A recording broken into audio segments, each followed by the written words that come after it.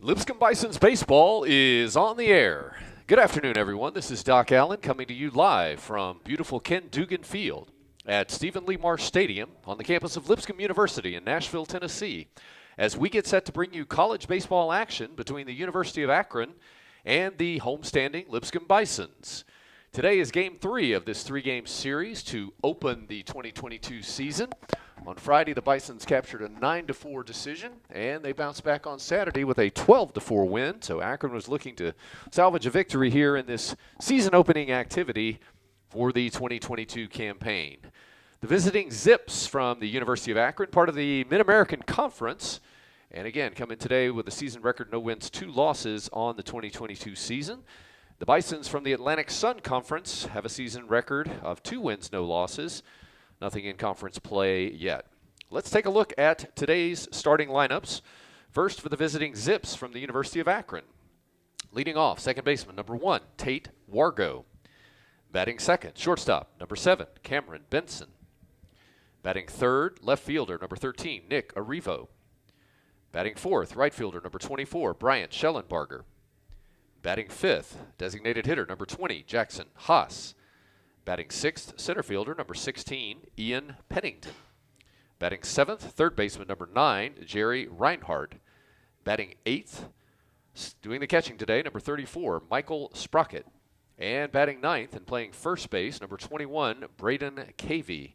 Getting the start on the mound today for the Zips will be the sophomore left-hander, number 32, Anthony Fett. Akron is coached by former big leaguer Chris Sabo. He's assisted by associate head coach and recruiting coordinator Corey Mee and pitching coordinator and assistant recruiting coordinator Connor Fay. And now the starting lineup for the homestanding Lipscomb Bisons. Leading off again today will be senior center fielder number 19, Maddox Houghton. Batting second, doing the designated hitting, number 35, Mason Lundgren. Batting third, third baseman, number 30, Trace Wilhoit. Batting fourth, first baseman, number 44, Malik Williams. Batting fifth, left fielder, number 13, Rudy Maxwell. Batting sixth, right fielder, number 21, John Shields. Batting seventh, doing the catching, number 1, Chaz Bertolani. And batting eighth at second base, number 4, Cam McMillan. And batting ninth today for the Bisons, shortstop, number 8, Caleb Ketchup. Getting the start on the mound will be the sophomore right-hander, Ike Buxton, number 40. The head coach for the Bisons is Jeff Forehand. He's in his 16th season as head coach. He's assisted by pitching coach Matt Myers, hitting coach Ryan Price, director of baseball operations Brian Ryman, volunteer assistant Will Hawks, director of player development Adam Wise, director of baseball analytics Ryan Moretti, and assistant director of baseball operations Madeline Hoswell. The Bison's head groundskeeper is Colby Rawls, and the head baseball athletic trainer is Clint Woods. And our umpires for today's game, Jordan Farrell will be behind the plate, Stephen Hagan at first base, and David Mayberry will be at third base.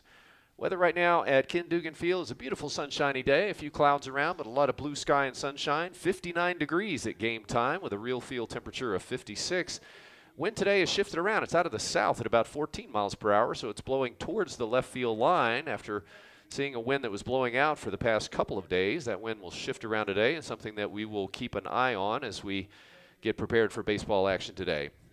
I'm joined in the booth today by Sam Phelan. And Sam, these two teams have combined for a lot of offense in the first 2 days. 19 hits on Friday and then 27 hits on Saturday. And so both clubs have broken out and had a lot of offense early in the season. Yeah, it's been offense-ridden, and for the Bisons in particular, they've been driven by the long ball so far, especially in the last 2 games. Being able to come through with runners in scoring positions and getting just timely home runs. They out-hit in some of these games by Akron as well, but sometimes these games just come down to who's getting the big one, and certainly a lot of power from Malik Williams. We saw a big home run from him, a grand slam yesterday, and John Shields. But the Bisons are driving out of the park right now. They'll look to repeat that tonight. Yeah, 3 home runs in Friday's game and 2 more yesterday, so a lot of power output as the Bisons opened Friday night's game. 3 solo home runs in the bottom of the first inning, so off to a quick start as they jumped out to an early 8-0 lead in the early innings. Yesterday's game was a bit more of a back-and-forth affair until the Bisons put up 4 runs in the fourth and 5 more in the sixth to stretch their lead. But we expect a lot of offense again today as, again, Akron has shown a lot of aggressiveness at the plate, put the ball in play, and Coach Chris Sobo's got a couple of fine-looking freshman hitters that we'll talk about. The Zips do bring 3 left-handed hitters into the lineup today to face the right-hander Buxton, and the Bisons will counter with 2 left-handed hitters in their lineup facing the left-hander Anthony Fett. So we're about set to give you baseball action. If you're in the area, come on out. We'd love to see you at the ballpark. Great Sunday afternoon, and it's starting to feel like a little bit of baseball weather. Pretty chilly the last 2 days, but we've got a beautiful day on tap for today's action. So the Bisons are taking the field, and as they do so, we're going to step aside for just a moment as we enjoy our national anthem.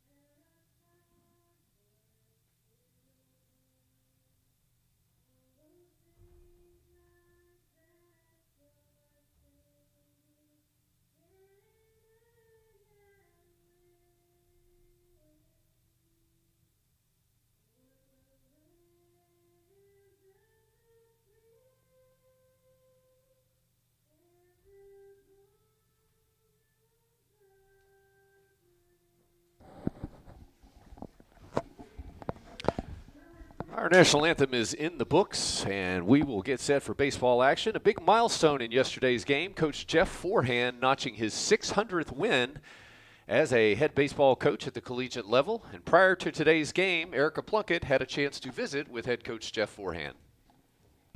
Coach, yesterday was win 600 for you. What does that mean to you in this program?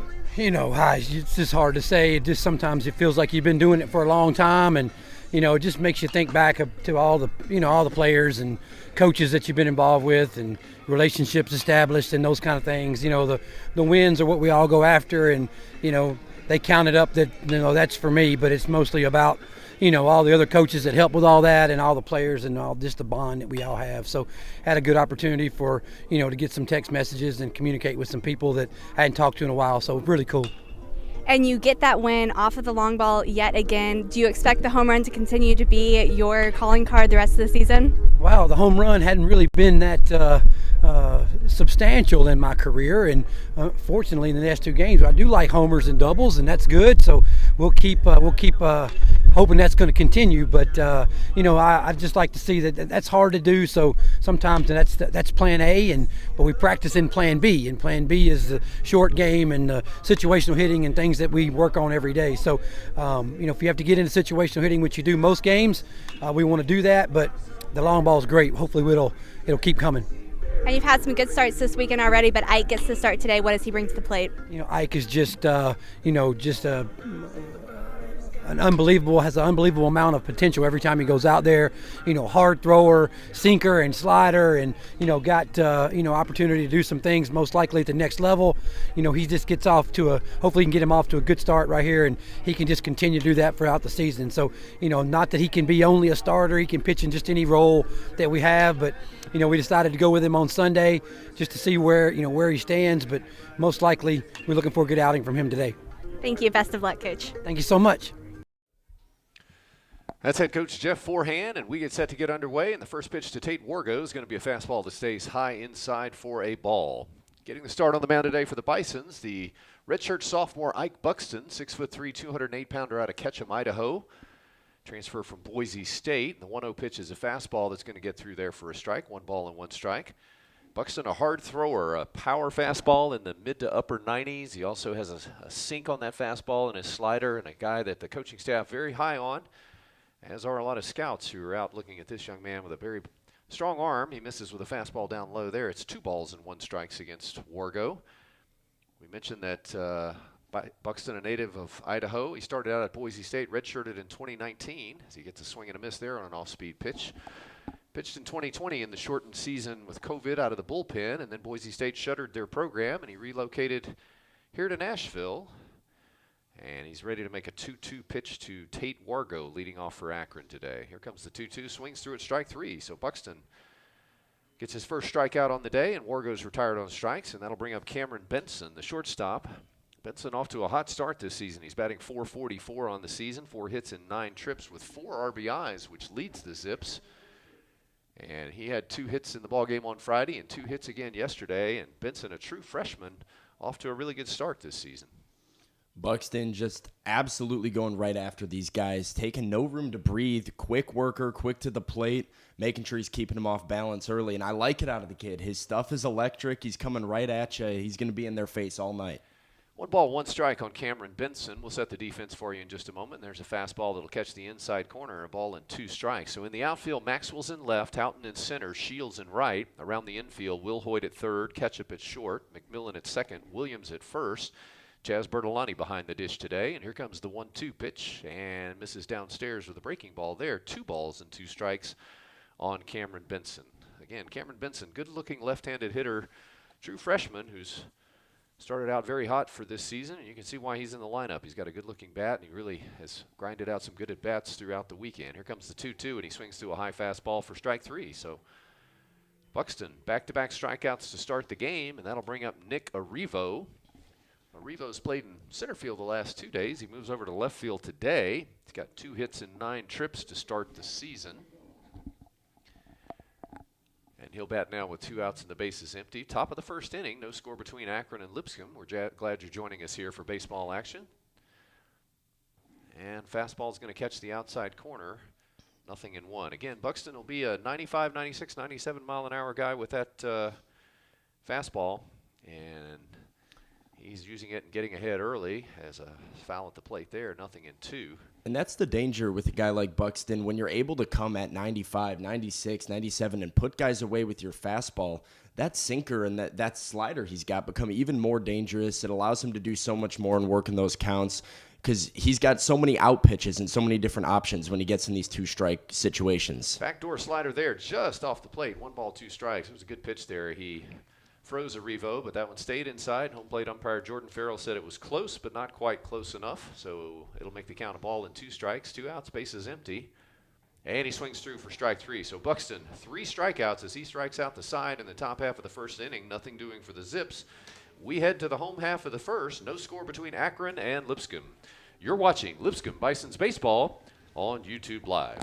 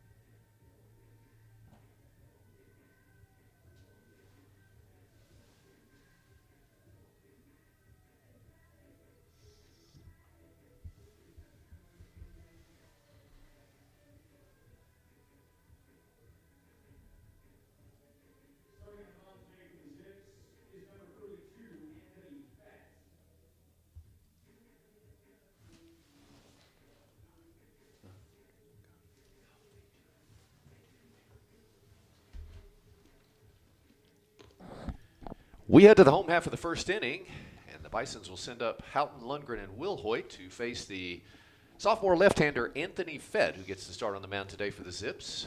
Fett, a 6'4", 230-pounder out of Orchard Lake, Michigan. Played at St. Mary's High School. He did have 9 appearances in last year's season. He started 8 of those 9, had 1 complete game, had a 1-5 record with a 5.17 ERA, worked 47 innings, 56 hits, 33 runs, 27 of which were earned, 26 walks, and 32 strikeouts.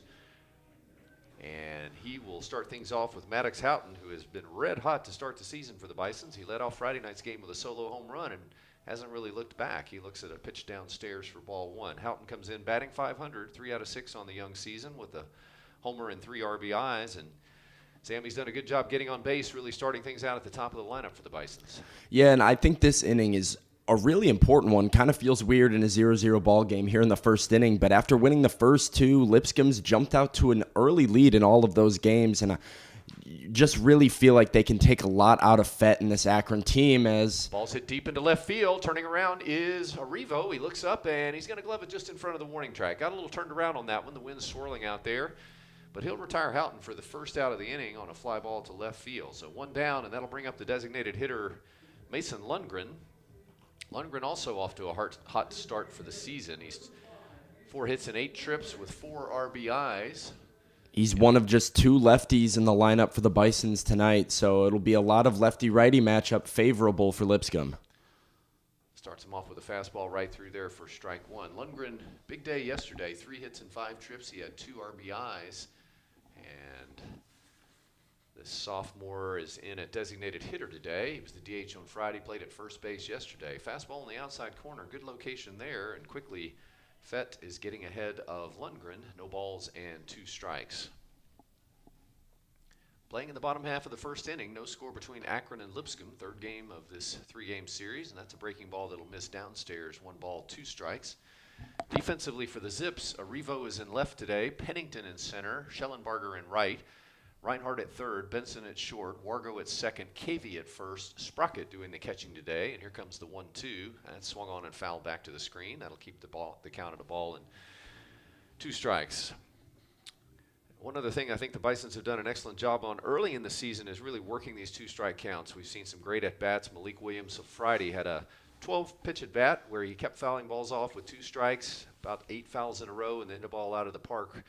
And I think that's indicative of the approach here. That's tapped on the ground towards the right side. Wargo is going to field and flip to first, and Lundgren will be retired for the 2nd out of the inning.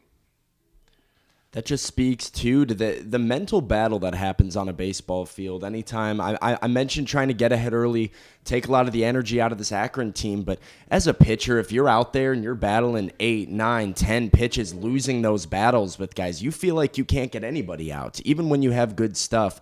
So if Lipscomb's able to do that, they can really, really take a lot out of Fett today and kill Akron in the mental side of the game early on. Will Hoyt swings and fouls that one back. No balls and 1 strike. Will Hoyt's 1 hit and 8 trips so far this season. Freshman starting at 3rd base all 3 games of this opening weekend series. And here comes the 0-1 from Fett. That was an off-speed pitch that he swung through, and he's got him down. No balls and 2 strikes. So both starting pitchers doing a good job filling up the zone early here, coming right at the hitters and attacking. And the bases are empty with 2 outs and a no ball, 2 strike count for Trace Will Hoyt. That's a fastball off the plate. And the count will go to 1 ball and 2 strikes. Malik Williams waits on deck if Will Hoyt can extend the inning for the Bisons here. Both pitchers working quickly. Here's the 1-2. That's a breaking ball, going to stay down as well. It's 2-2. Good job by Will Hoyt, extending the at-bat as well. A few quick at-bats, short pitch counts so far for Fett, just making him work a little bit more and seeing what can happen. Here comes the 2-2 from Fett to Will Hoyt. That swung on and hammered toward left center field. Arrivo's going over, and he's going to get there to catch it in the gap. So Will Hoyt hit it well, but he will be retired for the 3rd out of the inning. So nothing doing for the Bisons either. We've played 1 full inning. No score between Akron and Lipscomb. You're watching Lipscomb Bisons Baseball on YouTube Live.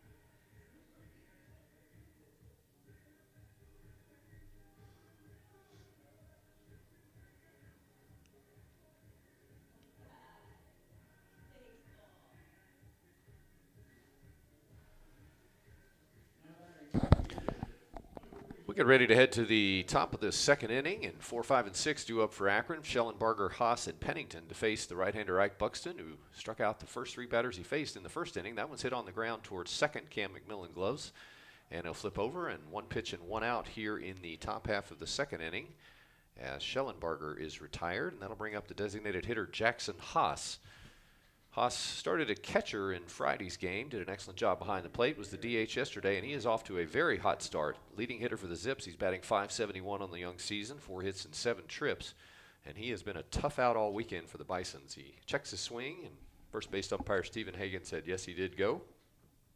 So Buxton will get ahead. No balls and 1 strike to Jackson Haas. Swung on and tapped foul down the third base line, and quickly, again, Buxton ahead, 0-2. And just like every pitcher, Sam, when Buxton's in the zone, makes it so much easier to work ahead in these at-bats. Yeah, and working ahead that's the name of the game right here. When you have a guy with this caliber of stuff, if you're able to get in those 2 strike counts early, it just keeps hitters off balance. And Ike's done a really good job so far coming out and going right after guys. Like I said earlier, he's not given a lot of time in between pitches, and he's reaping the benefits early on. It's hit foul. That'll keep the count on a ball and 2 strikes after he previously missed with a slider to the outside corner. So 1 ball, 2 strikes on Jackson Haas, batting with 1 out, bases empty, top of the second. No score between Akron and Lipscomb.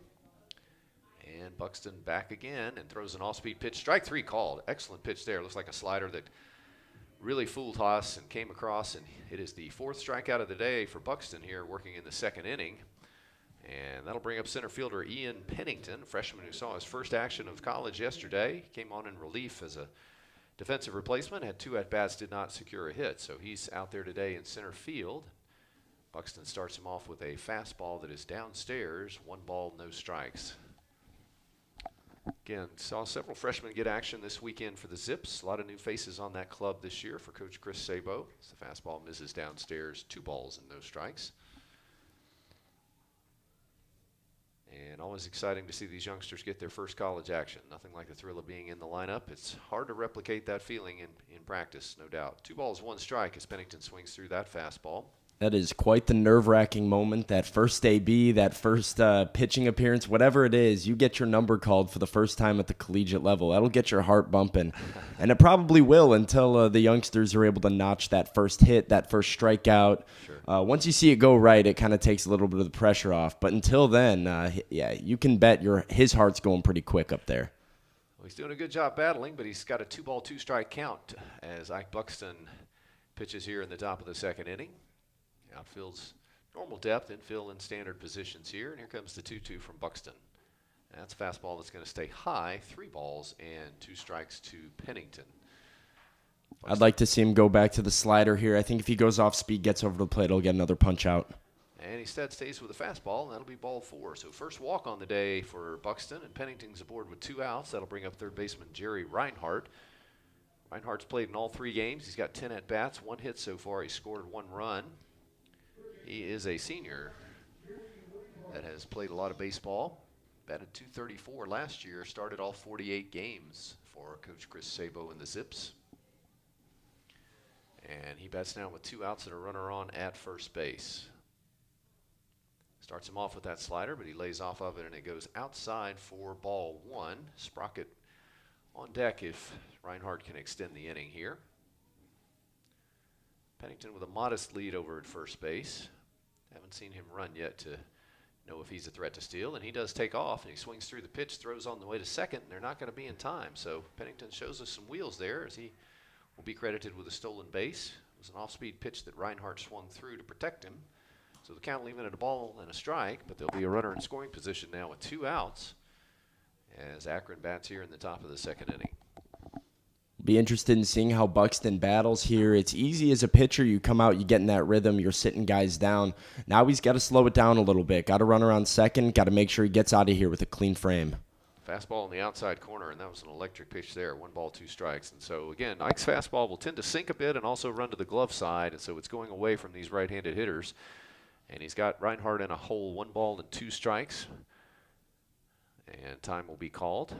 We mentioned on yesterday's broadcast, pitch clock is in use here in college baseball this year with the runners on base. We don't have a clock that we can see, so it's kept by the third base umpire, and there is one warning that's given to a pitcher prior to an infraction. And here's the 1-2. That's tapped past the mound. Buxton's going to come off, feel it, steps and throws, high throw, but he gets him because Malik Williams stretches and gloves that out of the air. So good play on both ends there. Buxton coming off the mound, fielding the soft liner, or the soft ground ball rather. And that's going to retire the side. The Zips will strand one runner, but they don't score. And we head to the bottom half of the second inning. No score between Akron and Lipscomb. You're watching Lipscomb Bison's baseball on YouTube Live.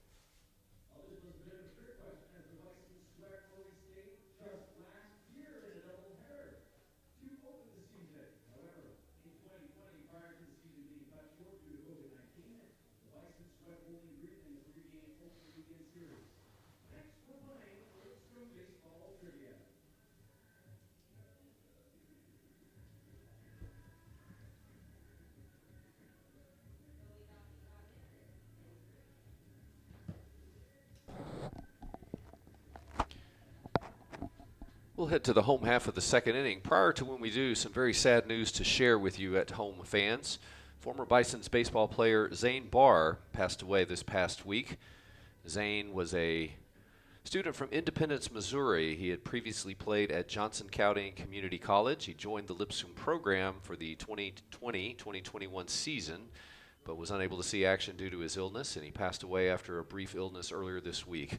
The entire Bison baseball program would like to extend our condolences to his parents, John and Wendy Barr.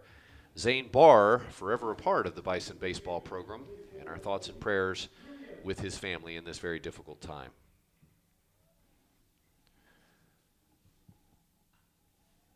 Malik Williams is going to stand in and foul the first pitch back for a no-ball, one-strike count. Malik, another of the batters, off to a hot start, 3 hits and 10 trips, but 2 of those hits have gone over the fence, including a grand slam in yesterday's activity. He homered also in Friday's game, so he's 2 home runs in 2 days for the senior first baseman and DH Malik Williams, and he looks at a breaking ball that stays high, 1 ball and 1 strike.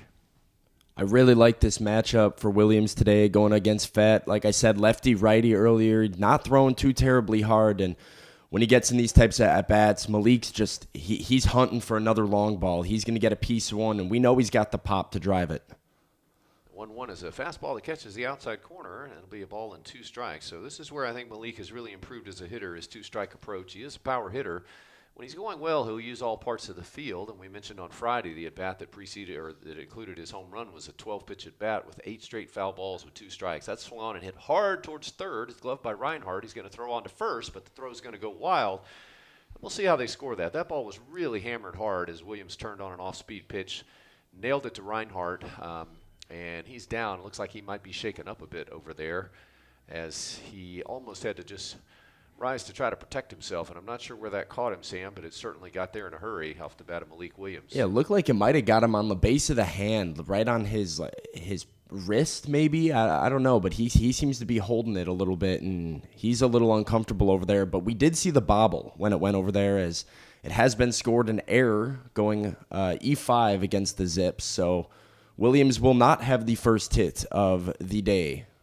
He's on at first base, and they're going to take a moment to attend to third baseman Jerry Reinhardt. Again, that ball got there in a hurry, and coming off the bat of Williams, you know it's hit hard. He does appear to be shaking and holding the left wrist some. He's been attended to by the training staff. Coach Chris Sabo going out there to look at him as well, and so he's showing him that it hit him just above the wrist on the inside part of the arm, and you know that that's certainly one that's going to hurt on the ride home later today and as well tomorrow. But Reinhardt's going to shake it off and try to stay in there. So Malik Williams will be on board with nobody out, and that'll bring up Rudy Maxwell, who's also off to a torrid start, 444 for the season, 4 hits and 9 trips. He homered in his very first at-bat on Friday, his first at-bat as a Bison, as Maxwell is a graduate transfer from Duke.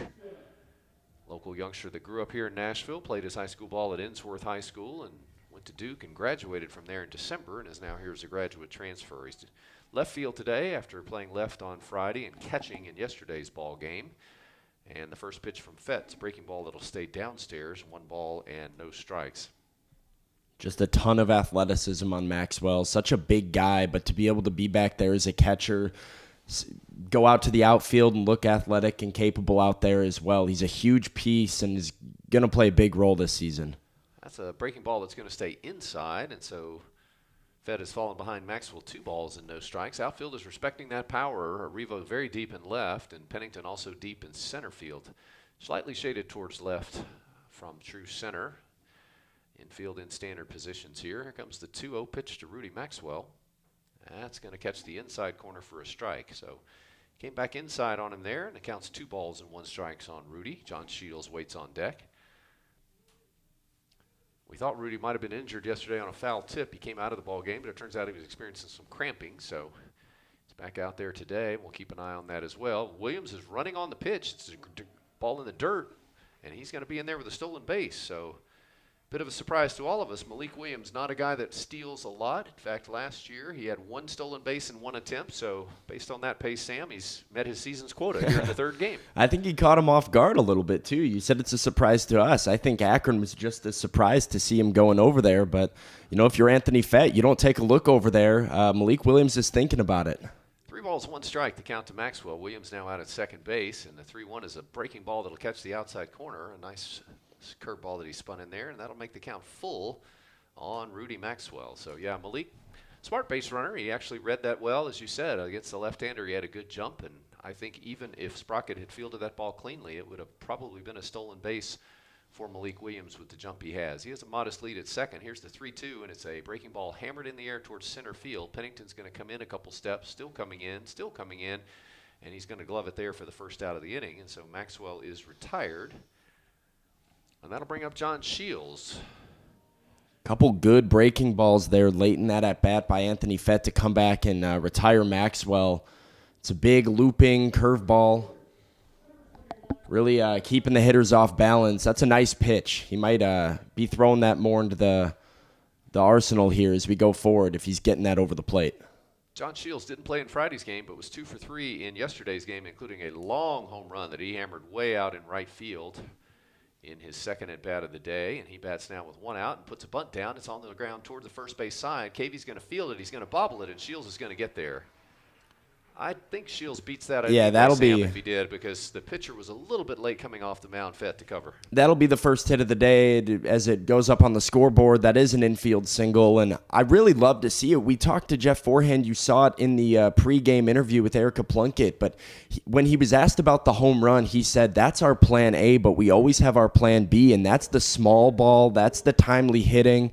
He's been showing that early. A lot of bunts and a lot of stolen bases for the Bisons, and now a big opportunity here for the catcher Bertolani. First and third, 1 out. Chaz Bertolani is standing in, and he looks at a fastball right through there for strike 1. Bertolani also off to an excellent start this season. Leading hitter for the Bisons, batting .750. That's 3 hits and 4 trips. He started Friday's game at catcher, and as we mentioned, came in as a defensive replacement late in yesterday's game. But he has been off to an excellent start. Been on base 4 out of 5 trips thus far, and he's got a chance to do some damage here. He shows bunt, and it goes past him for a strike. So that'll be 1 ball and 1 strike, and Bison's looking to squeeze one out there as the infielder's back. Third baseman Reinhardt's a step or 2 behind the bag. Double play depth up the middle with Benson and Wargo as they would like to get out of this with a ground ball. Bertolani can handle the bat. We've seen him sacrifice from time to time, so we'll see if Coach Forehand leaves the bunt on or if he elects to play with swinging away. He's now an 0-2 count, however. I had him down at 1-2, so let's see. That's tapped back up the middle, and that's going to be stepped on second and flipped to first, and there's your double play. So pitcher's best friend is Bertolani hits into a 6-4-3 double play for the 3rd out of the inning. So the Bisons will strand 1. They do get a couple base runners, courtesy of the 1 base hit and the 1 Akron error, but they'll manage to push across a run. So we've played 2 full innings with your score, Akron 0 and Lipscomb 0. You're watching Lipscomb Bisons Baseball on YouTube Live.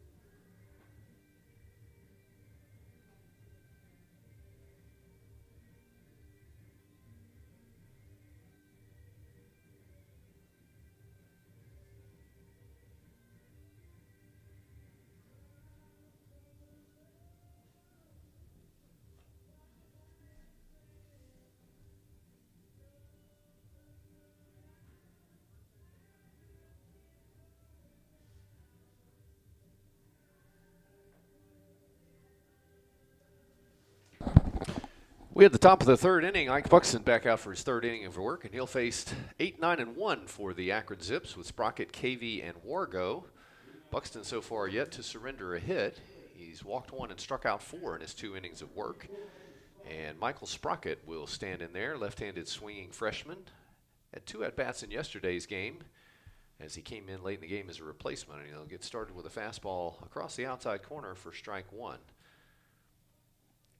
Third different catcher used by Coach Sabo and the Zips this weekend. That one's going to miss downstairs. The count will be a ball and a strike. Haas caught on Friday. Andrew Horvath caught in yesterday's game, and now Sprocket catching today. So 1 ball, 1 strike, and fastball again will miss downstairs. 2 balls and 1 strike.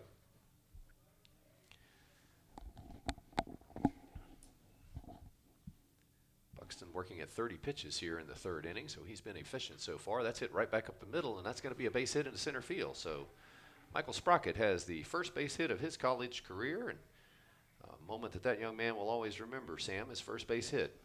Yeah, there it is. Like I said, you kind of got to get that first one out of the way. You see that one squeak through the middle, and I'm sure that is a big sigh of relief for Michael Sprocket as his teammates clapping it up for him. They're happy for the kid. That's a lifetime moment for him right there. Another freshman will stand in, Braden Cavey. He's at first base today. He's 0 for 4 on the weekend. And he'll bat now with nobody out and a runner on first base. He squares to bunt, puts down a good bunt. Buxton's going to field it. His only play will be to first. He throws, and he will retire Cavey with a successful sacrifice bunt. That'll move Sprocket up to second base. Not too surprised to see the bunt there. The bottom of the order has really been a problem for the Zips here to start this series. They just have not had too much production from some of those bats at the bottom of the order. So trying to turn over that lineup, get a runner in scoring position, and see if some of these big bats here at the front can drive in a run, and Wargo's got a good opportunity. So back to the top of the order, and Tate Wargo, he was a strikeout victim back in the first inning, and Buxton starts him off with a fastball that stays high, 1 ball and no strikes. Again, Wargo, 1 hit and 6 trips to start the season. He's a senior. He's played a lot of ball for his college career. He batted .236 last year in 72 at-bats, and that's going to stay inside for ball 2, 2 balls and no strikes. Last season, Wargo appeared in 28 games, got 23 of them as a starter. No home runs and 5 RBIs on the season for Tate Wargo, a senior out of Bend, Illinois, and he's gotten ahead of Ike Buxton now, 3 balls and no strikes. So Wargo will probably take a pitch here to see if Buxton can find the zone again. Runner on second base is Sprocket, who led off with a base hit, and there's the automatic strike through there. 3 balls and 1 strike. Playing in the top half of the third inning, no score between Akron and Lipscomb. But the Zips have a runner in scoring position with 1 out and a 3 ball, 1 strike count on Tate Wargo. He swings and nubs it off the end of the bat. It's toward right field. Coming in and gloving it will be Shields, and Sprocket will have to hold up at second base. So weak pop up off the end of the bat of Wargo, and that'll be a big second out of the inning for Ike Buxton. And that's a big pitch. Yeah, and that's a big pitch by Buxton, too, here. He slowed himself down, took a little pause beforehand, you know. He put a guy on with the base hit, and then going 3-0, it's nice to see him slow down, go right after him, and make sure he gets soft contact, gets himself in a better spot to get out of this inning. Cameron Benson stands in there for the second time. He was a strikeout victim back in the first inning, and he looks at a fastball off the outside part of the plate. 1 ball and no strikes. Again, Benson, red hot start to the season. He's now 4 out of 10 on the young season and 4 RBIs for this freshman. And that one's going to stay outside as well. So a little difference in this inning. Buxton had been getting ahead of these hitters in the first and second inning, and he's fallen behind several hitters here in the third inning. So I'm sure he'll like to get back in the zone here with a 2-0 pitch coming. 2 outs, runner at second in the person of Michael Sprocket. Here's the 2-0, and that's a fastball that'll stay down 3-0. So not missing by much, but that fastball has been a little less reliable here. We'll see if he sticks with it on a 3-0 count to Benson. Arrivo is on deck. And he hits it swinging 3-0 on the ground. Good play by McMillan. Jump throw. He won't have a play at first as he pulls Malik Williams off the bag. So McMillan ranged to his right, made a good play on gloving that, tried to do the Jeter throw there as his body was carrying him away toward the outfield and just couldn't get enough on the throw there, Sam. No, yeah, and you can live with that though if you're Lipscomb. And a heads-up play by Malik Williams getting off the bag, making sure he secured the ball, keeping the runner on third base there, and for now at least, no runs on the board. And now you have the righty-righty matchup. I was actually thinking it might be okay for him to walk Benson in that scenario to get to a more favorable matchup. And Nick Arrivo coming in here, this is a huge at-bat for the momentum of this game. Let's see how Buxton responds. Arrivo also a strikeout victim back in the first inning against Buxton. 2 outs here, and he starts him off with a slider through there for a strike. And that's the difference right there, the ability to throw that slider, and as we said, that fastball that's going to his glove side, that's moving away from right-handed hitters. That's a more comfortable at-bat for Buxton than it is going against the lefty that's been hot in Cameron Benson. Throw will go to first. Benson is going to get back. But big play, as you mentioned, by McMillan there. If that ball gets into the outfield, the run scores. So the fact that he's able to glove it, even if he can't turn the out at first, he keeps the runner at third. And so that turns out to be one of those plays that might not show up in the box score, but it becomes important in the context of the game. It's a no-ball, one-strike count to Arrivo, and a fastball is tapped towards third base. Charging in is Will Hoyt. He's going to pick and throw, and not in time. Arrivo is going to drive in the first run of the day as Sprocket is going to score from third base. And a tough chance there. I'm not sure what else that Will Hoyt could have done on that. The ball was hit really softly. Yeah. He's playing deep against the power-hitting Arrivo, and he came in and fielded it, but just wasn't in time. No, it was a strong play, a strong pitch by Ike Buxton, too, getting the slider outside again, causing some soft contact. But sometimes baseball's a beautiful game, and ground balls like that can wind up in hits. And for right now, the ball's bouncing in Akron's way. Brian Schellenbarger will stand in. He grounded out back in the second inning, and he swings through that one. It looks like he took something off of it, and he gets ahead of him. No balls and one strike. So 2 on, 2 outs. Akron's got a run home here in the top of the third. They lead Lipscomb 1-0 as they've got 3 hits in the inning that have led to that one run. And Buxton would like to work himself out of a jam here with 2 on and 2 out. And that's a breaking ball that's going to stay down, and it'll be a ball and a strike on Schellenbarger. Again, Sprocket singled up the middle to start the inning. He was sacrificed to second by KV. Orgo flew out for the second inning, and then consecutive base hits from Benson and Arrivo, neither of which really left the infield, but were effective. And that fastball is going to be off the plate. 2 balls and 1 strike for Schellenbarger. Again, Schellenbarger 1 for 9 on the weekend, looking to get untracked. He batted .279 last year in 49 games, so you know he can handle the bat. And he swings and hits this one in the air towards left field. Maxwell going back, still going back, still going back, and catches it on the run at the warning track. So nice play there by Rudy Maxwell, saving a big inning for the Bisons as Schellenbarger hit that ball well, but he will be retired for the 3rd out of the inning. That'll strand 2 more for the Zips, but they do score 1 run on 3 hits. And after 2.5 innings, your new score is Akron 1 and Lipscomb 0. You're watching Lipscomb Bisons Baseball on YouTube Live.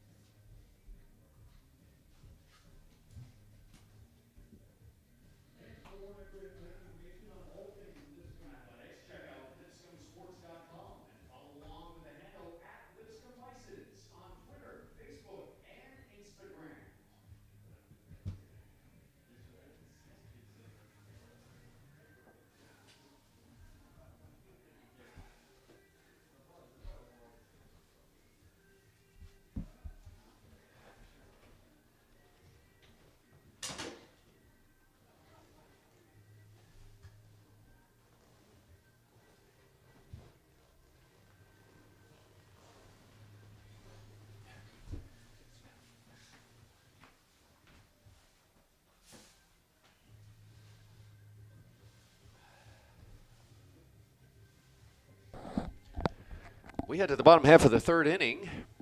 1 run, 3 hits, 1 error for the Akron Zips. No runs, 1 hit, no errors for the Lipscomb Bisons. And the Bisons will send up 8, 9, and 1. McMillan, Ketchup, and Houghton to face the left-hander Anthony Fett, who's done a good job so far for Coach Sabo and the Zips. And Cam McMillan will start things off for the Bisons. He got to start in yesterday's game, 2 at-bats. Didn't have a hit to show. And still looking for his first hit as a Bison, and he's hitting that on the line to center field. Pennington's going to come in a couple steps, and so McMillan will be retired on one pitch. Hit that ball well, but it just was right at the center fielder Pennington. Not the first time that's happened today for Lipscomb either. I think Lundgren had one back in the first that he just scorched to left center field. But so far, they've got a man in all the spots that Lipscomb's hitting it. And that'll bring up shortstop Caleb Ketchup. He was coming off a big day yesterday's game. He was 2 for 4, scored 3 runs, and batting .333 on the young season. He started both days at shortstop. He looks at a curveball that'll stay outside for ball 1. Ketchup, a transfer from the University of Georgia, seeing his first action this weekend for the Bisons.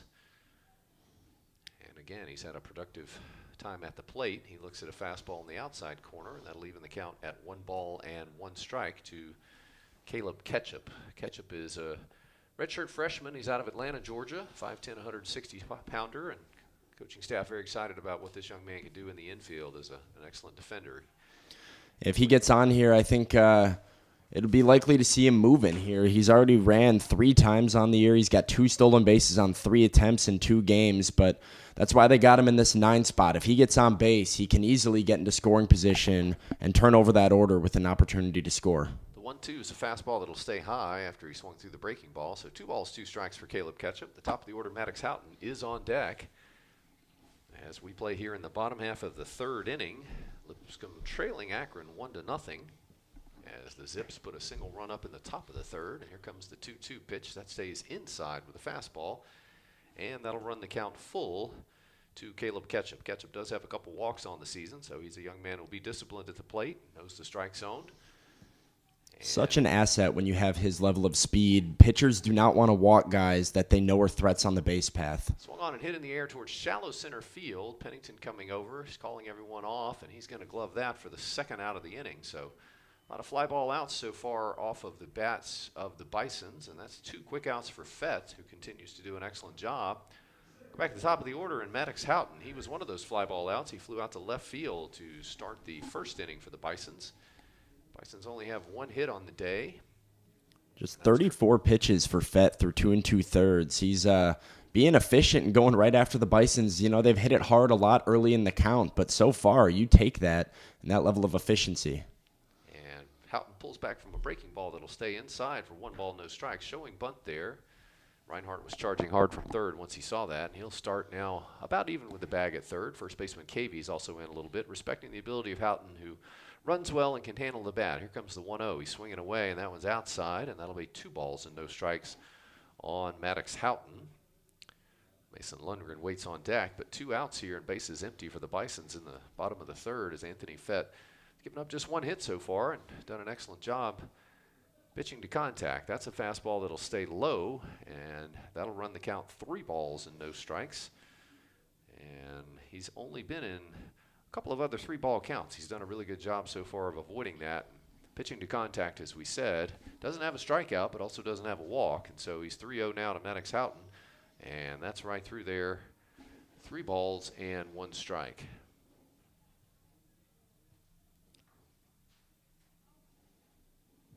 Last year, Fett 26 walks in 47 innings, so he's not a guy that walks a lot of hitters.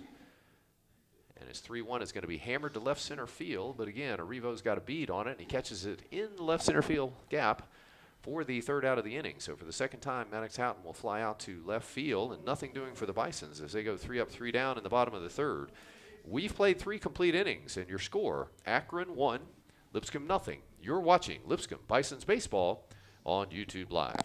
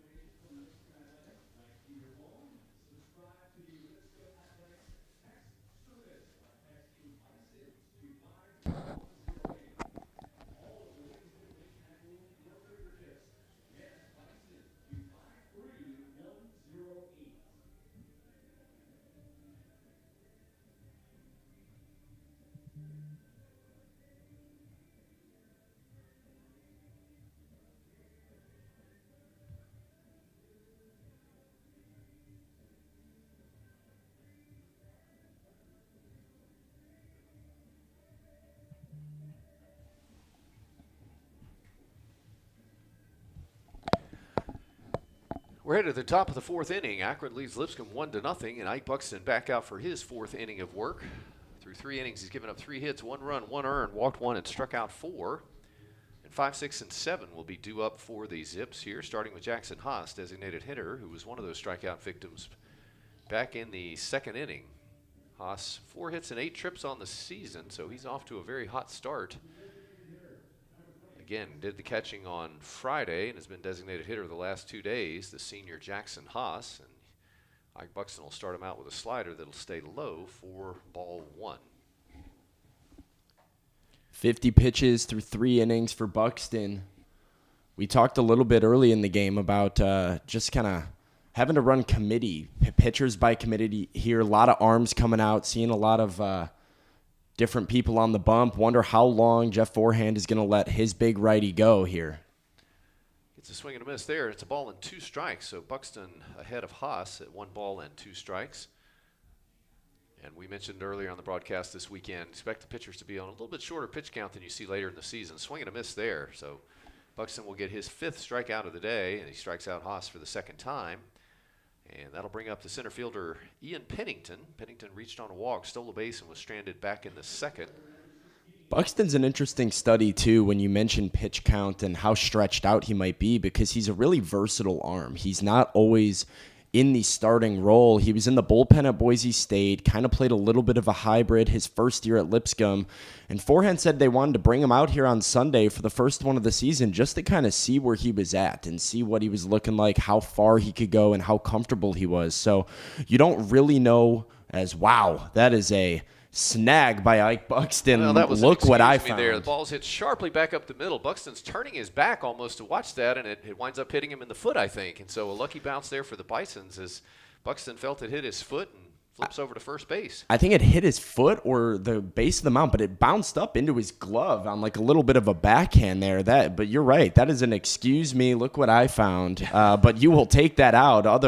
It had center field written all over it, but it winds up being out number 2. Yeah, Pennington really hit that sharply, and I'm sure Buxton will tell you that he played it that way all the way. There's a bunt that's put down. It's going to be fielded by Bertolani. He's going to throw to first, and another nice play there. So 2 back-to-back solid defensive plays there as Bertolani will retire Reinhardt on a 2-3 play. So nothing doing for the Zips in the top half of the 4th inning, but as we head to the bottom of the 4th, your score, Akron 1 and Lipscomb 0. You're watching Lipscomb Bisons Baseball on YouTube Live.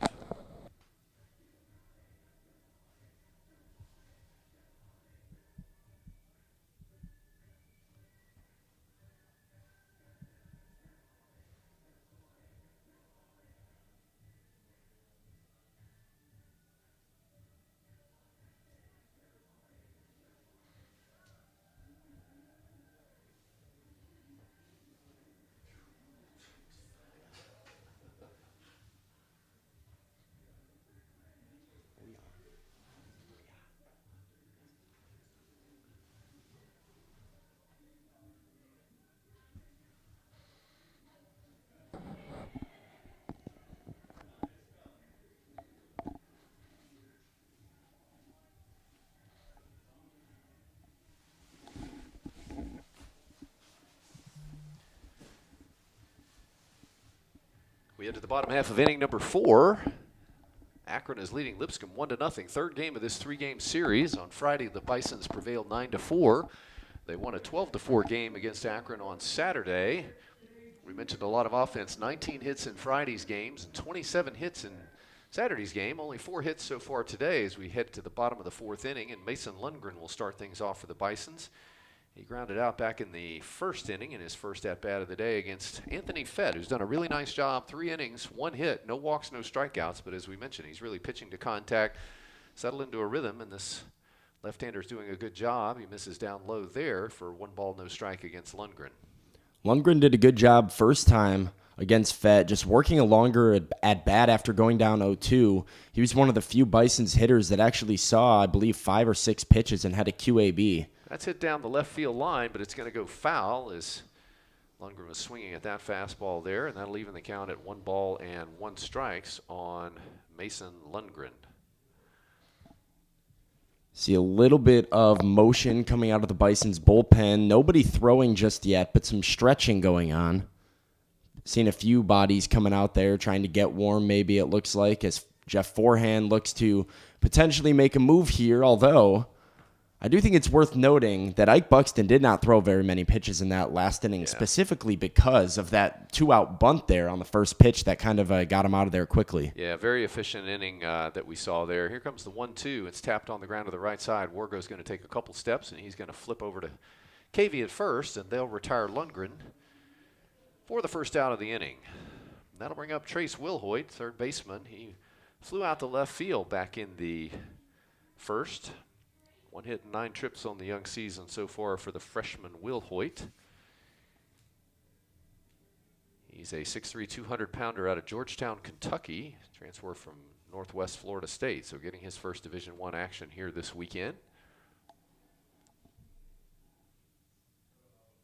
And Wilhoit's breaking ball is going to stay high there. It'll be 1 ball and no strikes on Wilhoit. Again, wind coming out of the south today, so it's blowing pretty hard toward the left field line. It's between 12 and 14 miles an hour at game time, so we'll watch that effect during the day. Fastball is going to be on the inside corner for a ball and a strike. One of the things I think that Fed has done a good job of, Sam, is working that inside corner. He's thrown that fastball to right-handed hitters with good effect. When you're able to, especially as a lefty too, going against right-handed hitters like you said, when you're able to control that inside corner, it makes everything on the outside corner just look so much farther away. It's like you're in 2 completely different time zones with your pitches, but that big, slow curveball he has, throwing that back door on the outside corner, then the fastball inside is just 2 really dynamic pitches to have in an arsenal. That fastball stayed inside, so it's going to be 3 balls and 1 strike on Wilhoit, with Malik Williams waiting on deck. 1 out, bases empty here. Bottom of the 4th inning. Akron leading Lipscomb 1-0. The 3-1 fastball hammered in the air to left field. Arrivo's going back. He's still going back, still going back. Gone! Home run! He's in the catbird seat, 3-1. He got a pitch to hit. He did not miss it whatsoever. Trace Wilhoit. First collegiate home run as a Bison, and Wilhoit hit that one way out of here.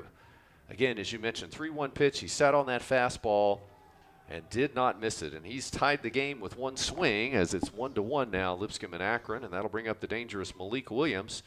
Malik reached on a hard hit ball that was scored an error. He hit it right at the third baseman Reinhardt, and in self-defense, he put his arm up, knocked it down, but could not retire Malik. And so he got aboard in the first inning.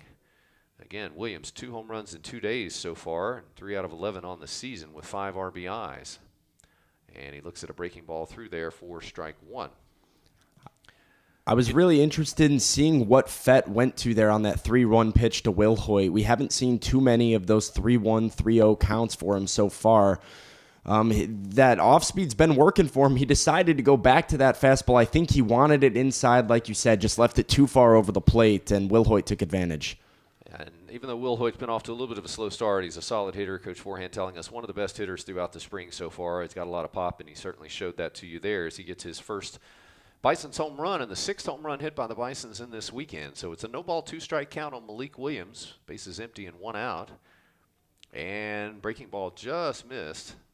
Malik had to check his swing, but he watched that one go downstairs. So nothing, 1 ball, 2 strikes. And we mentioned earlier, Malik, a little bit of a change of approach, certainly a power pull hitter, but with 2 strikes, he'll shorten up, try to use all sides of the field, and you will see him use the middle and right side a lot with 2 strikes. Here's the 1-2, and that's a fastball down, and it'll make the count 2 balls and 2 strikes. One thing that Malik, I think he's really starting to understand too, is just how much natural power he has. You know, it's easy when you're so big and so strong to try and pull the ball and hit the ball out of the park every time. He's letting his body do a lot of the work, and on 2-strike counts, it really helps him go with the pitch and trust that, hey, I can still hit the ball out of the park to right center field, right field, if that's where the pitch goes, and it's made him a more disciplined hitter at the plate. And he's fought all the way back from an 0-2 count to a 3-ball, 2-strike count now as he watched that breaking ball go low. So it'll be 3-2 now with 1 out. That home run by Trace Wilhoit, 95 miles an hour off the bat at an exit angle of 29.93 degrees. It traveled 379 feet and had 4.7 seconds of hang time. So that one was up there for a while. Here comes the payoff to Malik Williams. Fastball hit right back up the middle, base hit. And sort of as we talked about, Malik not trying to do too much with that pitch with 2 strikes. good piece of hitting there, just hitting that ball back up the middle, Sam. And a great at-bat, and those are the at-bats we talked about at the beginning of the game that kind of take the life out of a pitcher. You know, if you're just looking from the perspective of Anthony Fett coming in here with one out, still hadn't given up any runs, looking good, then you give up the home run to Will Hoyt. You have Malik Williams down 0-2, and you end up letting him go, and he puts one right back up the middle. That takes a lot out of your confidence on the mound. Rudy Maxwell will stand in. Rudy flew out to center field in his first at-bat. He's 4 for 10 on the young season, and Williams is running at first. We did see him steal a base when he got on earlier, and there's a breaking ball that'll catch the inside corner. No balls and 1 strike. So 1 out and a runner on at first. I don't think the Zips are going to let Williams take another one. I think they have their radar up now, and I'd be surprised if we saw that happen. A little bit of a slide step there on that pitch as Maxwell swings through another breaking ball, 0-2. So to your point, Fed a little quicker to the plate there, changed up his look. First time we've seen that slide step from the left-hander. The Zips using that card system. They flash numbers in from the dugout. You see Fett checking his card for the pitch, and it's something that we've seen them do when runners are on base. And we've got an 0-2 to Maxwell. He swings and hammers that down the left field line, but it's going to go foul. So he sat on that one until it was inside. Did a good job fighting it off. It'll keep a no ball and 2 strike count for. It was a really good pitch by Fett, too. I'm not sure you can really do anything more with that. Just with the change in speed and the location, Maxwell was all over it. But you kind of have to ride that and pull it foul if you make any contact with it at all. But a nice job by Maxwell to stay alive and stay on top of the off speed. Comes another 0-2 pitch, and he swings through the off-speed pitch there, and he's down on strikes. So big strikeout there for the second out of the inning. As Fett threw that breaking ball and got the swinging strikeout of Maxwell. That's actually his first strikeout of the day, but it does make 2 outs for John Shields. Shields reached on a bunt single back in the second inning, so he's 1 for 1 on the day and 3 for 4 on the season, as he had a big day yesterday, including a home run, a 2-run home run that he hit out. And he'll bat now with 2 outs and Malik Williams on at first base. We're tied at 1 in the bottom of the 4th inning. Throw's going to go to first, and Williams is going to be back easily there. Those are the little things that Jeff Forehand, it's why he likes to run so much. It's why he likes to lay down the bunt so much. Those situations, if you can get in the head of a pitcher, a defense, and allow yourself a new opportunity, they're going to do that. And Lipscomb's been doing that really well all weekend long. It's a curveball that stays high. It'll be 1 ball and no strikes to John Shields. Chaz Bertolani waits on deck if he's able to extend the inning here. 1 ball, no strikes, 2 outs. Williams running at first base. 1 run home already in the inning. There's that slide step again, and that ball's flared in the infield. It's going towards the third baseman, Reinhardt. He looks like he's got a bead on it, and he'll glove it for the 3rd out of the inning. So a nice job there by Fett coming back and putting out the threat, but the Bisons do tally 1 run. They had 2 hits, and they did leave a runner. They've stranded 2 now through the first 4 innings, and we've got a new score. At the end of 4 innings, your score, Lipscomb 1 and Akron 1. You're watching Lipscomb Bisons Baseball on YouTube Live.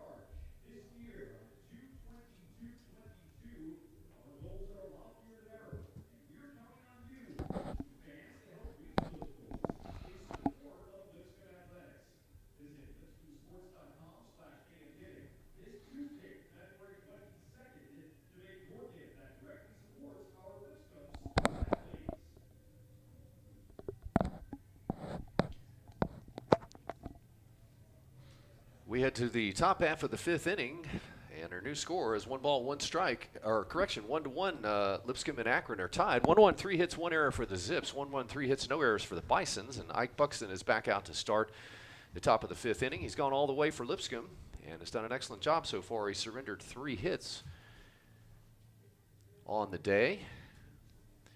And he'll be facing 8, 9, and 1 here for the Zips in Sprocket, Cavey, and Wargo, as we've got a new ball game tied 1-1. Sprocket singled and scored a run back in the 3rd inning.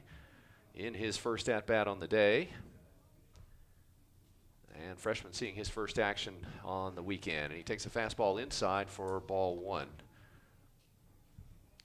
As we said, Buxton's gone all the way. 4 innings, 3 hits, 1 run, 1 earned, walked 1, and struck out 5. And that's a curveball that's going to stay downstairs for ball 2. So 2 balls and no strikes to Sprocket. Cavey would be next, and then the top of the order, Wargo. Got some action in the Bison's bullpen. It looks like the freshman lefty Jared Schemper is warming and throwing, getting ready as an error there is going to put a zip on base.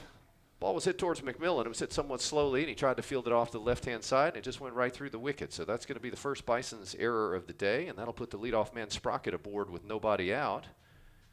And that will bring up Cavey. Cavey put out a sacrifice bunt back in the 3rd inning, successfully sacrificing Sprocket around, who ultimately scored. Cavey's 0 for 4 on the season, getting the start at first base today. So he'll bat now with nobody out and a runner on at first. 1-1 in the top of the 5th inning. Shows bunt again, fouls it off himself at the plate, and it'll be no balls and 1 strike. Will Hoyt starting a step or 2 inside the bag at third base. Double play depth up the middle, and the outfield fairly straight away. Again, Buxton up at 60 pitches so far. We mentioned that earlier, that early in the season we tend to see these pitchers on shorter pitch counts than they'll get later on in the year, but cold weather and first few games of the year, and these pitchers tend to go somewhere in that 60 to 70 range, Sam. So we expect to see a lot of work from the bullpen today. Yeah, and it looks like Patrick Williams is also out there warming up, so he's a big righty. Jeff Forehand maybe wanting to see how this inning plays out or how the situations are going. Righty, lefty, both going. He's got both available to him now. Bunt put down. Buxton comes off and fields it, but Cavey has his 2nd successful sacrifice bunt of the day as he'll move Sprocket around to 2nd. It'll be the first out of the inning, and we'll go back to the top of the order and Tate Wargo. Wargo was a strikeout victim in the 1st, and then he flew out to right field in the 3rd. So 0 for 2 on the day, and he's 1 for 7 on the weekend for the senior playing at 2nd base. And he'll bat now with 1 out and a man in scoring position. 1-1 game. We're in the top of the 5th inning. He shows bunt, pulls back, takes a fastball on the outside part of the plate for strike 1. So again, as we've noted, Sam, when Buxton gets ahead of these hitters, particularly with his fastball, he's been able to change the character of the at-bats. As he's gotten behind is when he's tend to get in a little bit of trouble. He's proven to be a big-time rhythm pitcher on the mound. We saw early on he was just throwing first pitch strikes, working fast. He seemed like he was in a groove and just dealing. Got into a little bit of trouble in that 3rd inning, like you said, was able to do enough damage control to escape with only 1 run. But now, runner in scoring position, less than 2 outs, has another uphill battle as he goes against the top of the order for Akron. Wargo fouled that one off at the plate. It's no balls and 2 strikes, and there's 1 out, and here comes Buxton to the plate. Fastball down in the dirt. Good play to Bertolani to block that one up, so a ball and 2 strikes. Benson waits on deck. I believe this is the 2nd time, too, that Akron has bunted their 9-hitter, Braden Cavey, in order to move a guy into scoring position for the top of the order. So you can already see the strategy kind of on display here. They want to get the top of the order these opportunities. As I said, they've struggled with production at the bottom of the order. That was tapped towards third base, and Will Hoyt makes a nice play ranging to his left. He checks the runner Sprocket at 2nd and holds him there, and he'll throw out Wargo for the 2nd out of the inning. So a big 2nd out there, and that'll bring up shortstop Cameron Benson. He was a strikeout victim in the 1st, and then he singled and was stranded back in the 3rd. Again, he's off to a hot start. He's 5 for 11 on the weekend for this true freshman. Good-looking left-handed hitter. Batting with 2 outs and a runner at 2nd, and he swings through the off-speed pitch there. No balls and 1 strike. Identical situation to the one that was in the 3rd inning when he came up with a runner on 2nd and 2 outs. Nice play over there by McMillan. Kept the runner at third base on that hit by Benson the last time up, but here he's going to have an even bigger opportunity as the ball gets away. Yeah, it's ball in the dirt, gets away from Bertolani. I'll score that as a wild pitch, and that'll advance Sprocket over to 3rd. So it'll be a ball and a strike, and the go-ahead run now at third base with 2 outs for Cameron Benson. Again, Benson hitting .455 on the season. 7-14 with runners in scoring position. So he's got a chance to drive one in here with 2 outs. It's a 1-ball, 1-strike count with 2 outs, and Buxton will go back to the windup here against Benson. Goes fastball that'll stay high, and it's 2 balls and 1 strike. I think Buxton might have thought about putting him on there. He kind of gave Bertolani a look, who shot a look over to Coach Forehand back in the dugout. in that situation, I mean, it's all about the matchup here. You're playing the matchup, and who do you feel most confident about getting out right here? But 2 strikes now on Benson. Swung through a slider there, and it's 2-2. So 2 balls, 2 strikes, 2 outs. Runner at third base is Michael Sprocket, and Ike Buxton set to pitch to Cameron Benson. Goes fastball, tapped on the ground towards Caleb Ketchup at short. Throws off his back foot, and not in time. He's going to pull Malik Williams off the bag. And that's going to score Michael Sprocket with the second run of the game for the Zips. And we'll see how they score that one. Again, slowly hit the catch-up. He threw off his back foot. Williams hung on the bag as long as he could, but then he came off and was unable to make the tag, and they will indeed rule that a base hit, Sam. And the second time so far that Akron has scored on infield hits, balls that really didn't leave the infield, and there's not much the Lipscomb defenders can even do about it. You know, they're playing it as aggressively as they can here, but Benson can fly. A lot of these Zips can fly on the base paths, and it creates a lot of pressure on this Lipscomb infield. But 2 runs so far, like you said, on infield hits, and now a 2-1 lead for Akron. 4th hit of the day for the Zips. They lead 2-1, and Nick Arrivo is batting. He struck out in the first and then singled back in the third, and he swings through a fastball there, 0-1. So as you mentioned, the Zips really hardly any of these base hits have left the infield, but they've been effective in playing the small ball and moving runners around and taking advantage of opportunities that have been presented to them. It's the no ball, 1 strike count here on Arrivo, and he checks his swing. They ask, and first base umpire Stephen Hagan says he did not go. So that'll make the count 1 ball and 1 strikes. Buxton with 1 walk, 5 strikeouts through 4 2/3 innings. An effective first start of the day. You'd have to think Coach Forehand and the staff will be pleased with this start from Mike Buxton, as he mentioned in the pregame. Someone who's worked in relief, and they really want to see how he handled the starting role. And he's acquitted himself well overall today. Really hasn't given up a lot of hard hit balls, only 1 walk as the throw goes over to first, and they chase Arrivo back.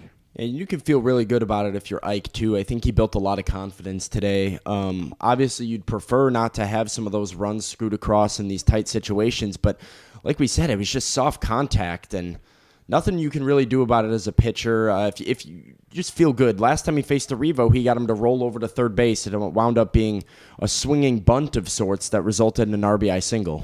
Stolen base there for Cameron Benson, as Arrivo swung through it to protect him. He's a ball and 2 strikes, and he'll be in scoring position now with 2 outs. And again, Buxton would love to end the inning right here and keep the speedy Benson at second base. Here comes the 1-2 pitch. Swung on and tapped off the end of the bat. He reached out and got that fastball and just spoiled it to stay alive. I'd assume this is the last batter that we will see Buxton for, with the lefty on deck. Yeah, there is a lefty throwing down in the bullpen. That's Jared Schemper, the graduate transfer from Mississippi State. And Buxton's going to step off. 1 ball, 2 strikes. You mentioned a couple of arms down there. We've seen Patrick Williams up and throwing. We're seeing Schemper throwing. So as we expected, expect to see a lot of bullpen activity today. Here comes the 1-2 pitch to Arrivo. Swung on and missed. Got him with a slider on the outside corner. So Buxton able to escape further damage, but the Zips do score 1 run on 1 hit. There was 1 error. They strand another man. They've stranded 4 through the first 5 innings. And as we head to the bottom half of the 5th inning, your new score, Akron 2 and Lipscomb 1. You're watching Lipscomb Bison's Baseball on YouTube Live. Man, you're like it's unbelievable. This is really good. You guys say hi to Mr. Allen? You remember?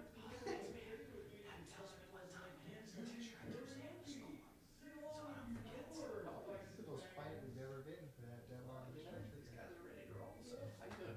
This is Sam. Hey Sam, Tony. Nice to meet you, bud. Yeah, you guys are doing a great job. You want to jump on? You want me to jump on to a little No shot. No shot. This one, yeah, this one here is about Sim Sean. He's about halfway up the net here in the second, climbing up. And so. You doing good? Yeah, good.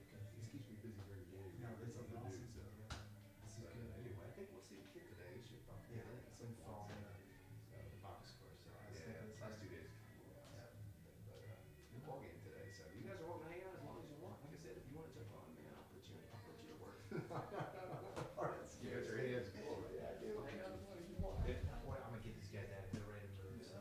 Good seeing you guys. Thanks for having fun. Blow it up, blow it up. Nice. We'll see. Okay, thanks for coming by. I appreciate it. Do you have any idea when you take off? We'll find out by the end of the week. So, if they don't have me due by the end of this week, I promise you I'll be here through like the middle of March. That'd be good.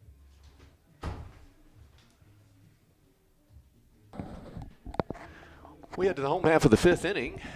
Akron leading Lipscomb 2-1 now, and Anthony Fett back out on the mound. Left-hander's gone all the way for Coach Chris Sabo and the Zips, and he'll face 7, 8, 9 Bertolani, McMillan, and Ketchup here in the bottom half of the fifth inning. And he starts him off with a fastball that'll stay high.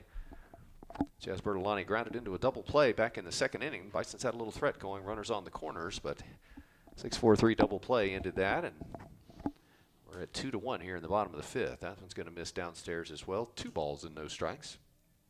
Fed is up to 59 pitches. He's been very efficient so far, Sam, going through those first 4 innings. Yeah, pitching to contact a lot. Just the 1 strikeout last inning. But like you said, those double plays, getting the ball into play early has really helped him, and his longevity is paying off for it as he's going right after Bertolani here, too, getting soft contact out to center.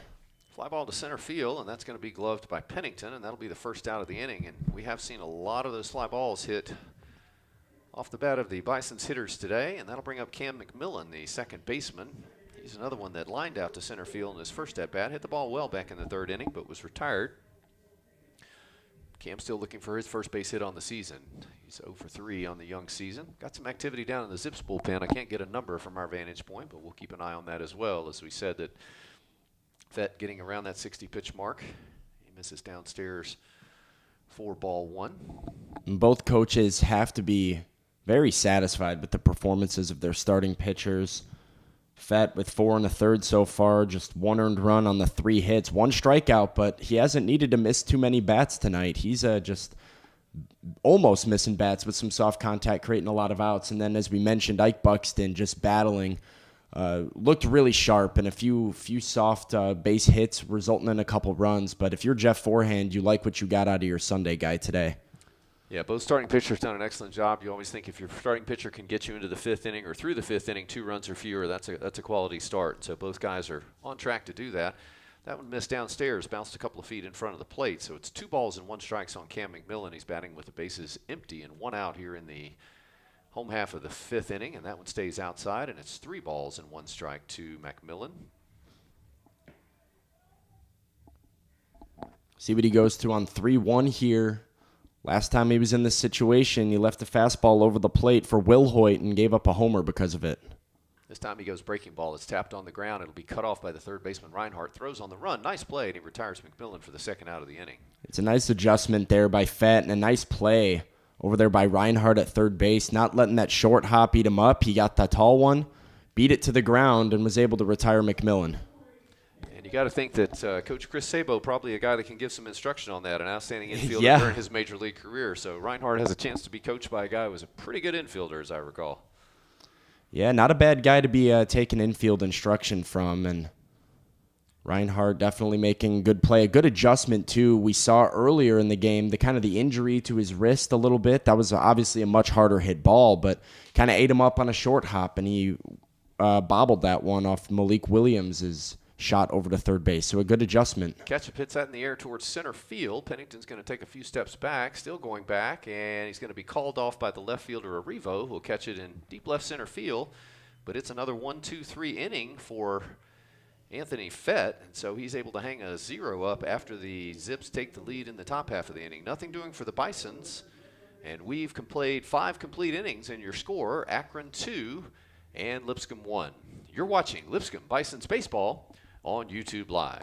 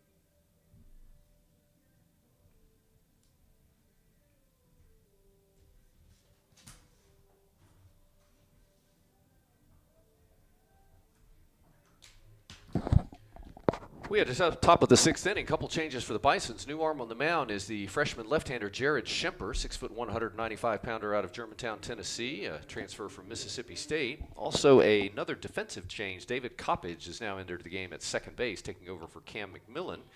And Bryant Schellenbarger will stand in to lead things off for the Zips. Grounded out in the second and flew out on a nice play in left field by Rudy Maxwell in the third. And Schemper starts him off with a breaking ball for a strike, 0-1. First activity of the 2021 season, or 2022 season, correction, for Schemper. Also his first action as a Bison.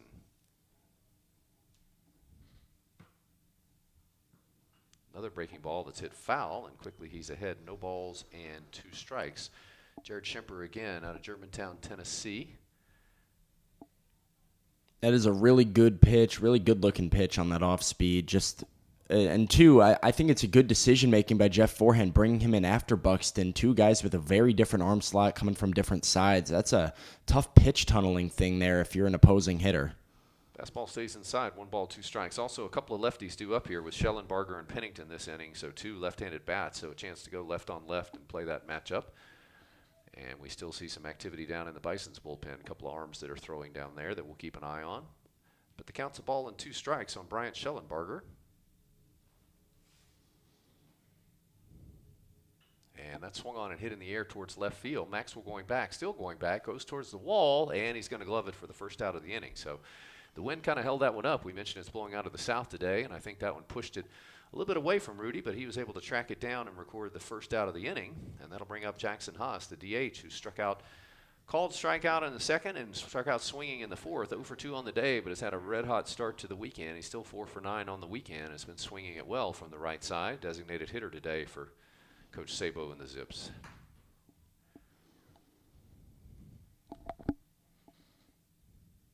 Schemper starts him off with a fastball that'll stay down, ball 1. So you can close the book on Ike Buxton. He goes 5 innings, gives up 4 hits, 2 runs, only 1 earned run, 1 walk, and 6 strikeouts. And again, got to be pleased with that outing from Ike Buxton. 1 earned run over 5 innings and 1 walk and 6 strikeouts. So an excellent start by Buxton.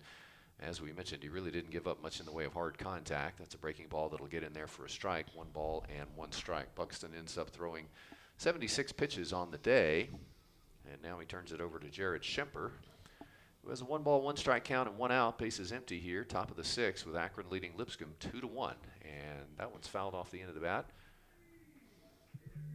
And it'll be strike 2, so 1 ball, 2 strikes. Haas, the one righty due up this inning, probably plays into the decision-making by Jeff Forehand to go with the lefty here. So we said they had multiple guys out there warming, but with Schellenbarger and Pennington both due up this inning, you get an opportunity, as that is just a nasty slider down and in on Haas to put him away, strike 3.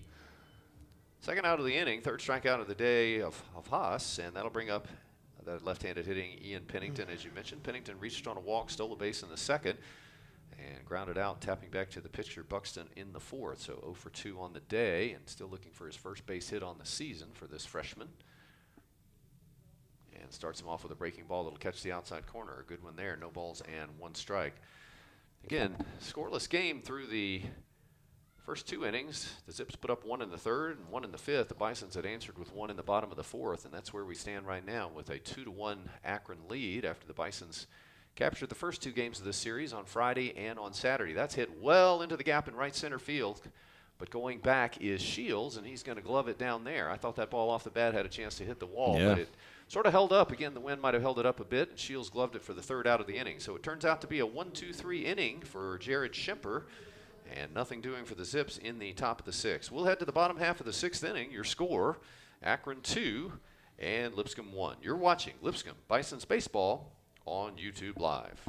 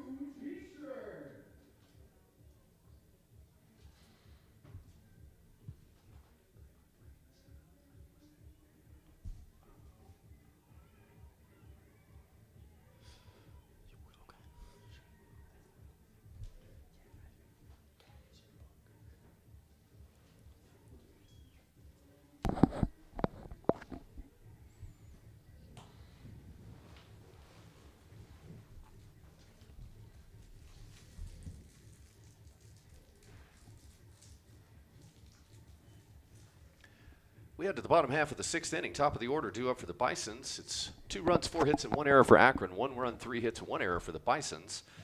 As we go to the bottom half of the 6th, and left-hander Anthony Fett still out there for the Zips. He's had an excellent start today. Thrown 68 pitches through those first 5 innings. 3 hits, 1 run, 1 earned, 1 walk. Or correction, no walks and 1 strikeout. So he's been really effective. Pitch to contact, as we've talked about. Kept his pitch count in a reasonable zone. But you got to think he's getting toward the end of his rope here. And we'll see what the Bisons can do in the bottom of the 6th. Maddox Houghton has flown out twice to left field. 0 for 2 on the day. And he looks at a fastball on the inside corner for strike 1. 0 for 2 in the book, but I've been really impressed with Houghton so far. Again, just continuing to put together good at-bats, barreling up the baseball, a lot of hard contact. You can tell he's seeing the ball really well at the plate to start this season. That's a breaking ball that he hammers foul, and it'll be 0-2, but he sat on that breaking ball and hit it well down the line. But he is in a no-ball, 2-strike hole here. Leadoff hitter for the Bisons today. Again, he led off the season with a solo home run on Friday night's game, and he's 3 for 8 on the young season. Here's the 0-2, just off the plate. Really good location for that fastball. Didn't get the call, but that was an excellent spot for an 0-2 pitch. But Houghton did not chase. Senior hitter, 5th-year senior. A lot of strike zone discipline there, and so didn't chase that one. And that one's going to be called strike 3. That was a breaking ball that came across the inside corner, and it fooled him. I don't know if Houghton likes it, but yeah, I think that one had part of the plate on the inside there. That was just a nice little pitch from the left-hander. Second strikeout on the day for Anthony Fett, and that'll bring up Mason Lundgren, who's grounded out twice to the second baseman Wargo. Got some action again in the Lipscomb bullpen. Now Patrick Williams is up. He's throwing, going full speed there. We might see him next inning in the 7th, even though Jared Schemper was very impressive in his 1 inning of work. Mason Lundgren looks at a fastball on the off the plate on the outside. It's been 1 ball and no strikes. Will Hoyt would be next for the Bisons. And that one bounces up there, and it's 2 balls and no strikes. Have to imagine Lundgren is just, he's excited to see Fett get out of this game and not been his day. He looked a little bit uncomfortable. That lefty-lefty matchup is tough, especially with a guy that goes so heavily to some crooked stuff like Fett does. So it's a 2-ball, no strike count. Nobody on, 1 out, bottom of the 6th, and Akron leading Lipscomb 2-1. And here comes the 2-0 pitch, and that's swung on and hit towards center field. Pennington giving chase, still giving chase, looks up, and that's going to be off the wall. Turning and making it easily to second base is Lundgren, so he's got himself a double, his first base hit of the day, and the Bisons are threatening here in the bottom of the 6th. And just a great piece of hitting there, taking the fastball, going with the pitch, getting the barrel short to the ball, and just riding it out into left field there. And, I mean, that is the benefit there of having that same side matchup, lefty-lefty. That ball had so much tail on it. It looked like it was right at the center fielder, Pennington, right off the bat, but it just tailed away from him and bounced up against the wall into the gap. And that brings up Trace Wilhoit, and last time he batted, things turned out well. He had a home run back in the 4th inning to tie the ball game up. 1 for 2 on the day. He's also flown out to left field, and he bats now with 1 out, but looks like we're going to have a pitching change as Coach Chris Sabo is on his way to the mound and has already signaled to the bullpen. So we'll step aside as we change pitchers and be back with you in just a moment. Again, your score, Akron 2, Lipscomb 1. You're watching Lipscomb Bisons Baseball on YouTube Live.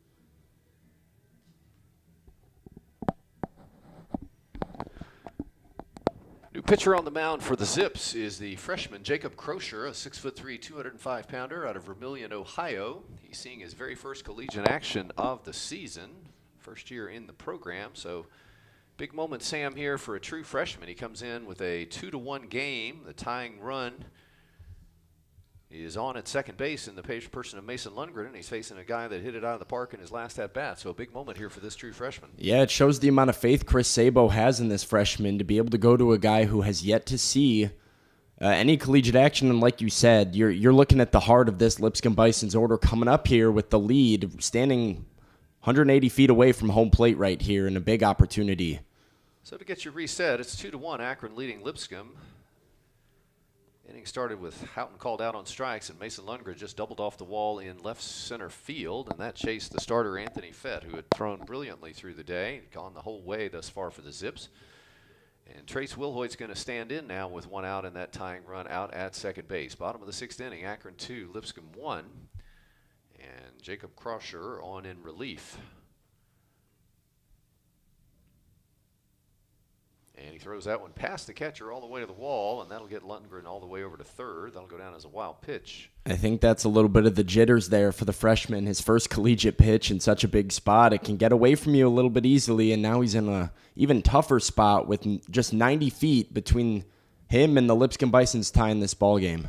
We'll see how they elect to play it. In fact, pitching coach Connor Fay is going to go out and have a chat with his freshman after that one pitch. Might have been crossed up a little bit on the signs, too. They're staring at the card, and again, sometimes complex systems of these signs and brand new spot for the freshman, and so it looks like they're having a discussion about what pitch was called. I think he was crossed up because he clearly didn't react to that pitch as he might have expected. And so pitching coach Connor Fay going right out there, and they're all standing and looking at those cards and making sure everybody's on the same page. You got to be using the same numbers or else it doesn't turn out well, Sam. Yeah, all over collegiate baseball, we've seen a lot of different strategies. Just recently, Vanderbilt with the Apple Watch strategy kind of causing some controversy across the collegiate baseball world. But you got to make sure you're on the same page. Different teams, like you mentioned the cards, that's pretty unique to this Akron team. I mean, it's certainly not the only team doing it, but you got to make sure that you know what you're doing. And so here comes the 1-0 pitch, swung on and hit in the air to the right side. It's shallow, and Wargo's going to get over behind first base. Now he doesn't see it, and the first baseman is going to drop it. KV in foul territory, so miscommunication there.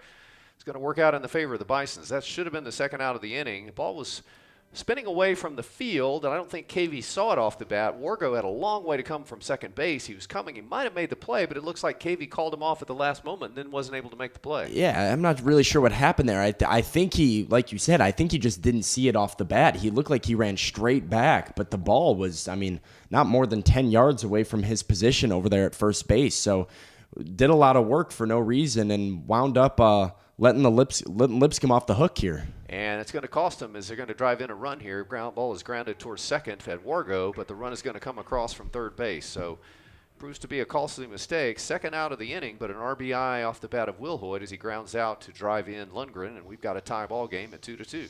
Just a tough series of events for Akron. First the pass ball getting crossed up, and then the error on the potential out there on the foul pop, and a result. You just give up the tying run here, and now you find yourself in a battle again with the heart of the order coming up and Malik Williams. Malik Williams will stand in with 2 outs and the bases empty, and he looks at a fastball for a strike. I was a little surprised that Akron elected to play the infield back there. They were in on the corner, Sam, but they were back in the middle of the field, which sixth inning in a 2-1 ball game, I thought they might have those infielders coming in. Yeah, I would agree with you. I don't really can't really find an explanation for that one, to be honest with you. You know that Lipscomb's trying to just put the ball in play, trying to get that runner home. And if you're Jeff Forehand and the Bisons, you will happily sacrifice the second out of this inning in order for the RBI and a tie game. Coach Sabo has seen an awful lot of baseball and a lot more than you or I either one, so we're going to defer to his judgment on that when he elected to play his infield back. But nonetheless, it's a tie game, 2-2, and Malik Williams is down 0-2. And he's going to swing and foul that one off the plate. Good breaking ball there, and he just stayed alive and spoiled it out of play. So it'll remain no balls, 2 strikes, 2 outs, bases empty. We've got a 2-2 ball game between Lipscomb and Akron here as we play in the bottom half of the 6th inning. And the 0-2 is just off the plate. Good pitch there, and Williams showed good discipline to lay off that. It's a ball and 2 strikes. I don't care what the count is. if you're this pitcher right here, you got to be careful with Malik Williams. We know what he can do at the plate. One swing of the bat could give Lipscomb a lead, and I don't care if you're up with 2 strikes on him. You got to make sure you're giving it your best. And speaking of, that swung on and driven deep into left center field, but it looks like Arrivo's going to camp out under it, and he is going to get it and retire the 3rd out of the inning. So really good job there coming into a tough spot for the freshman Jacob Crocher. You got to tip your hat to him. If his defense had helped him, he might have gotten out of that unscathed. But the Bisons do tack on 1 run, courtesy of 1 hit in the inning, the double off the bat of Mason Lundgren, and they've now tied the game. Your new score after 6 complete is Lipscomb 2 and Akron 2. You're watching Lipscomb Bisons Baseball on YouTube Live.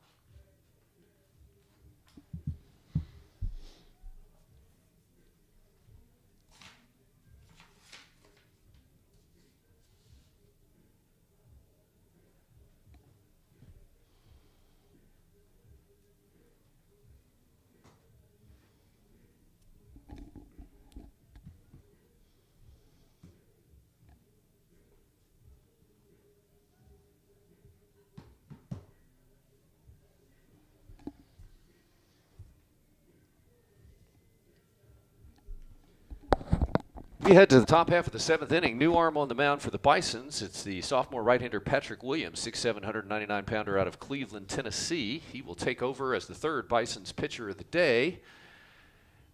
2 runs, 4 hits, 1 error for the Bisons, 2 runs, 4 hits, and 1 error for the Zips. And we'll play here in the top of the 7th inning. And here to tell you all about it is Sam Phelan. So Patrick Williams does take over at 6'7". He is a presence on the mound as he looks to face Jerry Reinhardt. Reinhardt is 0 for 2 here on the night. He went back to the pitcher and was retired on a bunt attempt back in the 4th inning, so 0 for 2 for the Zips 3rd baseman. First pitch was a breaking ball for a strike, and the 0-1 away there. Patrick Williams, a hard thrower, big presence on the mound, added some weight this offseason, originally listed at 199, now coming in at 230 for his sophomore campaign. He's got great stuff out of the back end of this Bison's bullpen. And Jeff Forehand turns it to him here in a big spot, looking to preserve a tie game and give the Bisons a chance at the win. 2-1 to Reinhardt. Breaking ball looks like it's down, and it is going to be 3-1. So a little trouble finding the plate early. It is 7, 8, and 9 for the Zips. 3-1 pitch is a swing and a miss. We go full now. Haven't seen too many full counts. Most of the pitchers so far tonight have been rather efficient. Quick on the pitch counts, pitching to contact well. And Williams looks in for the payoff. Went off speed, missed it a little bit high, I believe, and that is a leadoff walk for the Zips, so Reinhardt is aboard. That will bring up the catcher Michael Sprocket, who received his first collegiate hit earlier. He has come up to the plate twice. He has been aboard twice. He has scored twice. Responsible for both of Akron's runs so far, as Williams going to give a look over at Reinhardt at first base.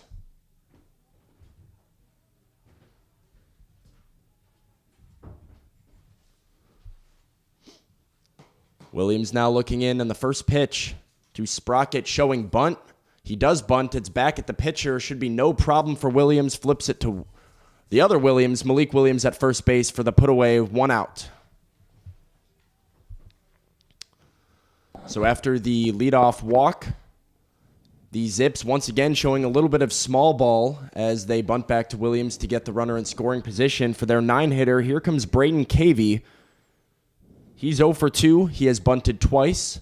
Both were sacrifices, so I suppose he's really 0 for 0 with no official at-bat so far today, but yet to board and yet to really swing away so far today. His first swing is back up the middle, line drive, base hit. This is down. It will not score the run. And now Cavey gets into second. So a nice job by Maddox Houghton for the Bisons to get on that ball quickly and get it in, holding Reinhardt over at third base. But the throw got away from the cut man, Malik Williams. And heads up base running by Braden Cavey, taking advantage and getting into second base. Yeah, I think you'd like to see Williams cut that ball off there to keep Cavey over at first so that you don't have a chance. But now you got runners second and third, 1 out. That takes you out of the double play. Of course, you keep him at first. You had a chance to maintain the double play there. But second and third and 1 out and back to the top of the order in Tate Wargo. Wargo is 0 for 3, struck out in the first, flew out into right field. Little soft contact back in the third and a ground out back in the fifth, but a big opportunity for the Zips leadoff man. Bisons have brought the infield in. Coach Forehand electing to bring all of his infielders on the edge of the grass. So Will Hoyt at third, Ketchup at short, Coppage over at second, and Williams at first. And they're all in and looking to cut off that run at the plate if the ball's hit in the infield.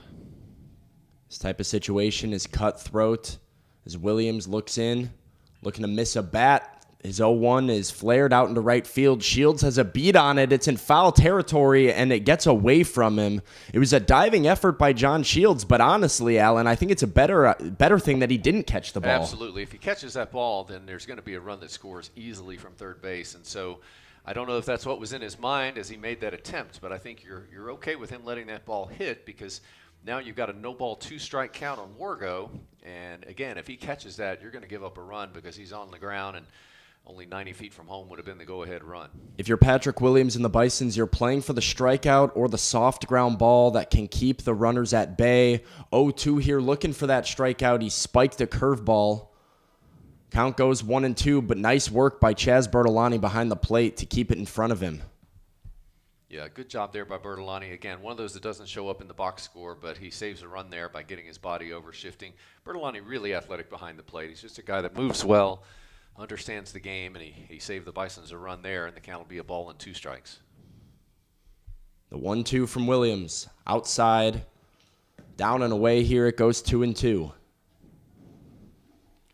Still a fair bit of activity down in the Bisons bullpen. Got a couple of different guys throwing and some guys moving around. So I think it's a Johnny Holstaff day here today with the third game of this 3-game series. Long sequence of signs being taken by Tate Wargo. Now he stands back in, ready for a 2-2 pitch from Patrick Williams. Outside, he went back to the off-speed there, trying to get the call. Did not get it. We go full once again. Be interesting to see what they dial up here with first base open. Yeah, Cameron Benson, a really dangerous hitter on deck. Left-hander who's given the Bisons trouble all weekend, so you know that they'd like to see him batting with 2 outs. The payoff is fouled back. We'll do it again. Like a fastball on the outside part of the plate, and Wargo, good piece of hitting there, veteran hitter. He's just spoiled that. He stayed out there and just tapped it off the end of the bat in order to stay alive. Williams appears to be going right at Wargo, like you said. Cameron Benson on deck. Very feared hitter, a lefty. Has been pretty dialed in so far this weekend. Another payoff. Swing and a miss. It's in the dirt. Bertolani will throw to first and put away Wargo, and a big strikeout picked up by Patrick Williams. So far, keeping Akron out of the scorebook and keeping this game tied at 2. Really heads-up play there by Williams. Something else you might have noticed on the broadcast. Bertolani has to come out in front of the plate to get that ball and throw him out on the drop third strike, and Williams alertly sprinted home so that home plate was not open with the runner at third base. I don't think it was far enough that he could have advanced, but a heads-up play there by Williams, who's thinking ahead and realizing, hey, he needs to defend home plate in case they do try to squeeze a run home on that throw down to first base, and it looks like we're going to have a pinch hitter here. No, we're gonna put Cameron Benson on. So they're gonna opt to face Nick Arrivo, who has been kind of uncomfortable today. Twice he was a strikeout victim, and then did have the RBI single, but it was an infield single, kind of some soft contact. So Benson, who has 2 hits today, heads to first base, and they will play their hand at a righty-righty matchup and intentionally load the bases. Yeah, tip your cap to Benson. I mean, true freshman comes in, and he's now 6 for 11 on the weekend. So, I mean, you don't blame the Bisons for putting that guy on the first base, because he's been a thorn in their side all weekend, but a tremendous amount of respect for that true freshman to put him on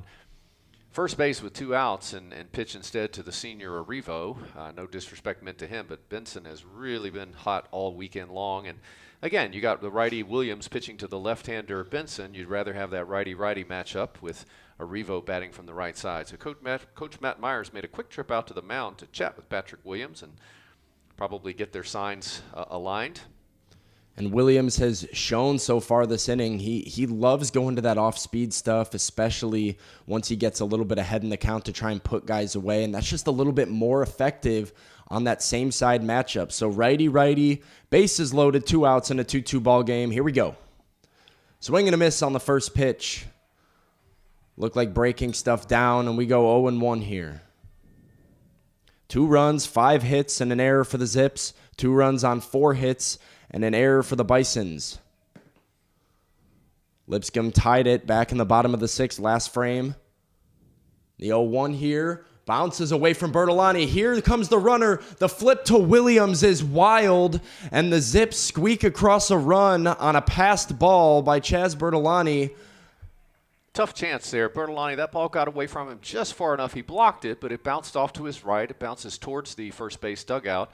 And as it does, he's making a diving attempt. He tries to flip it sort of sidearm to Williams, and it wound up a little bit behind him. And so they were able to get the run across. But alert base running there by the Zips. Tip your cap to them for recognizing, reading that dirt ball and seeing that it got away just enough. Close play there.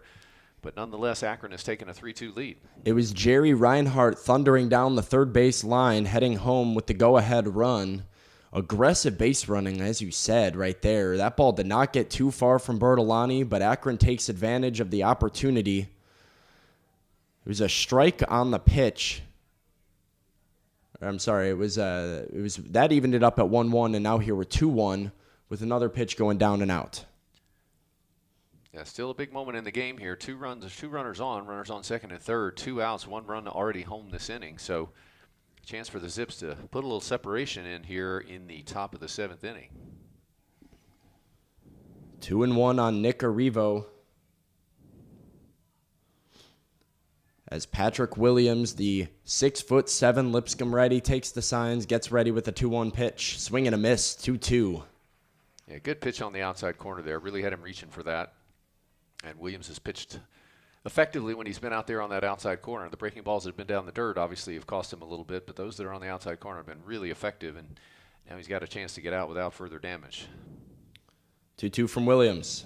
That's a fastball. It's up and away off the corner outside. We go full once again, the 3rd full count of the inning for Patrick Williams.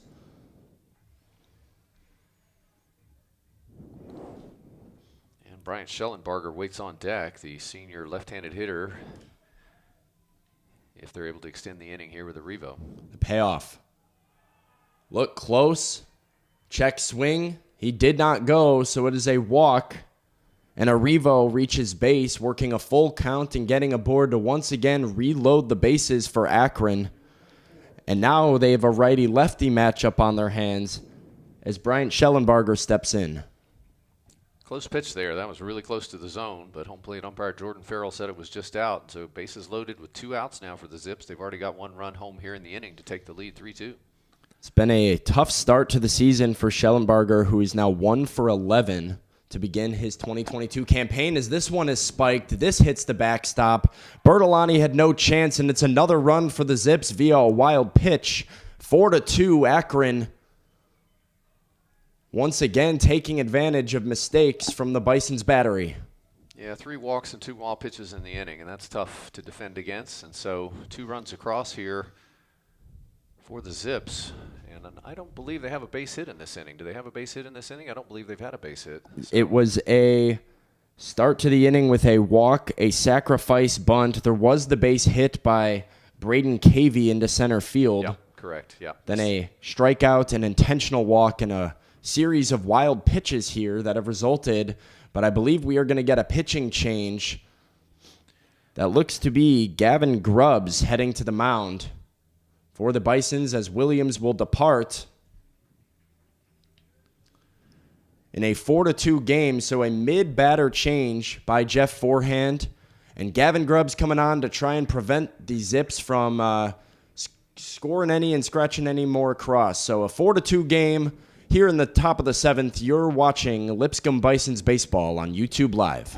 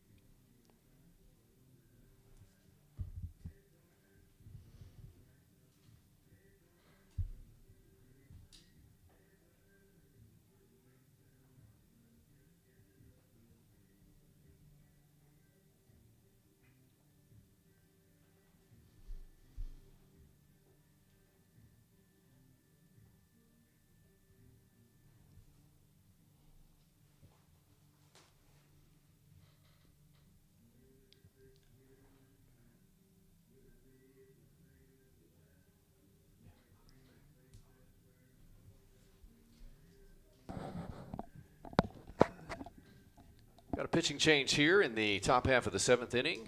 On to the mound is sophomore right-hander Gavin Grubbs, 5'10", 170-pounder out of Canton, Georgia. Grubbs used extensively last year, had 13 appearances, all in relief, 8 2/3 innings, gave up 7 runs, 7 earned with 8 walks and 10 strikeouts. And he inherits a 1-ball and no strike count here against Brian Schellenbarger with 2 on, 2 out. Back to Sam Phelan. So Grubbs inherits the 1-0 count, and his first pitch coming from that sidearm, right-handed arm slot is over for strike 1. Yeah, Grubbs a guy who comes down from the right-hand side. He's got some velocity. He's got a breaking ball, sort of a what I'd call a frisbee slider that'll come across the plate and into the left-hander here.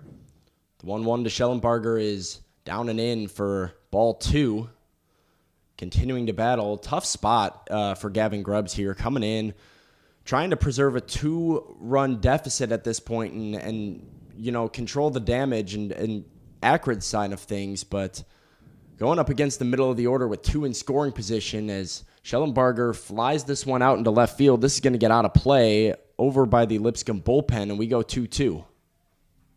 Yeah, that was on the outside part of the plate, away from him, and he just stayed with it. And Maxwell actually playing pretty far off the line over there in left field. Again, the wind's blowing out of the south today, so it's kind of pushing things towards that left field line, but that one hung up long enough to go well foul. And as you said, 2-ball, 2-strike count, 2 outs and runners on second and third. 2 runs already home here as Akron has taken a 4-2 lead in the top of the 7th. 2 home in the inning, a 2-run lead, 2 balls, 2 strikes, and 2 outs. Gavin Grubbs comes home. It's inside. And once again, a full count for the Akron Zips in the top of the 7th. They've done a great job of seeing a lot of pitches and making this Lipscomb bullpen work. Grubbs wasting no time, getting set.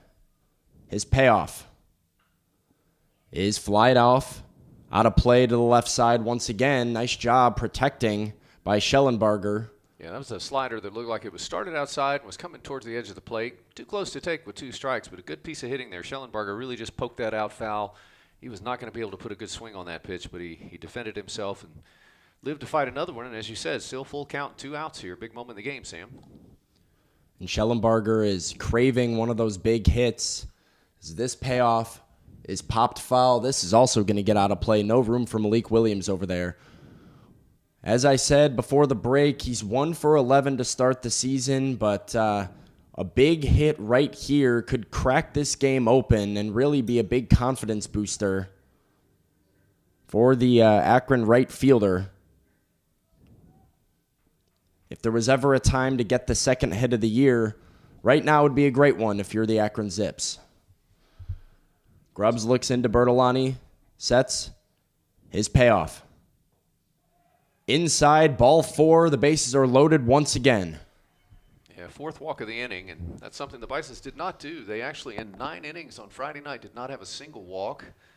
Yesterday they came back and walked 6 in the 9 innings, but the walks really biting the Bisons here today, particularly in this inning, and now the bases are loaded again, and Jackson Haas, who has been on fire this weekend, is up there with a chance to do some real damage here. Haas is 0 for 3 tonight with 3 strikeouts.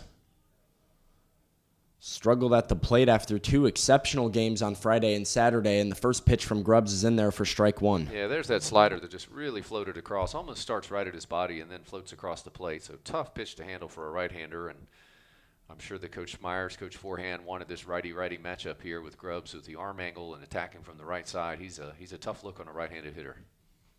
The 0-1 from Grubbs. Swing and a miss. Nice pitch on the inner part of the plate. 0-2 now. Grubbs getting ahead of Haas early. Yeah, same thing again. That breaking ball just creating a lot of spin, a lot of angle, and a tough pitch to handle for a right-handed hitter. Again, almost starting at his body and then winding up on the inside part of the plate. He's got him in an 0-2 count.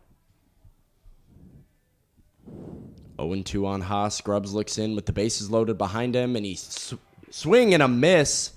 Gavin Grubbs is fired up. It was a good slider away. And for the time being, Lipscomb is within 2. A nice job by Gavin Grubbs coming in to get out of the jam. And we will go to the 7th inning stretch here from Ken Dugan Field. Akron 4, Lipscomb 2. You're watching Lipscomb Bisons baseball on YouTube Live.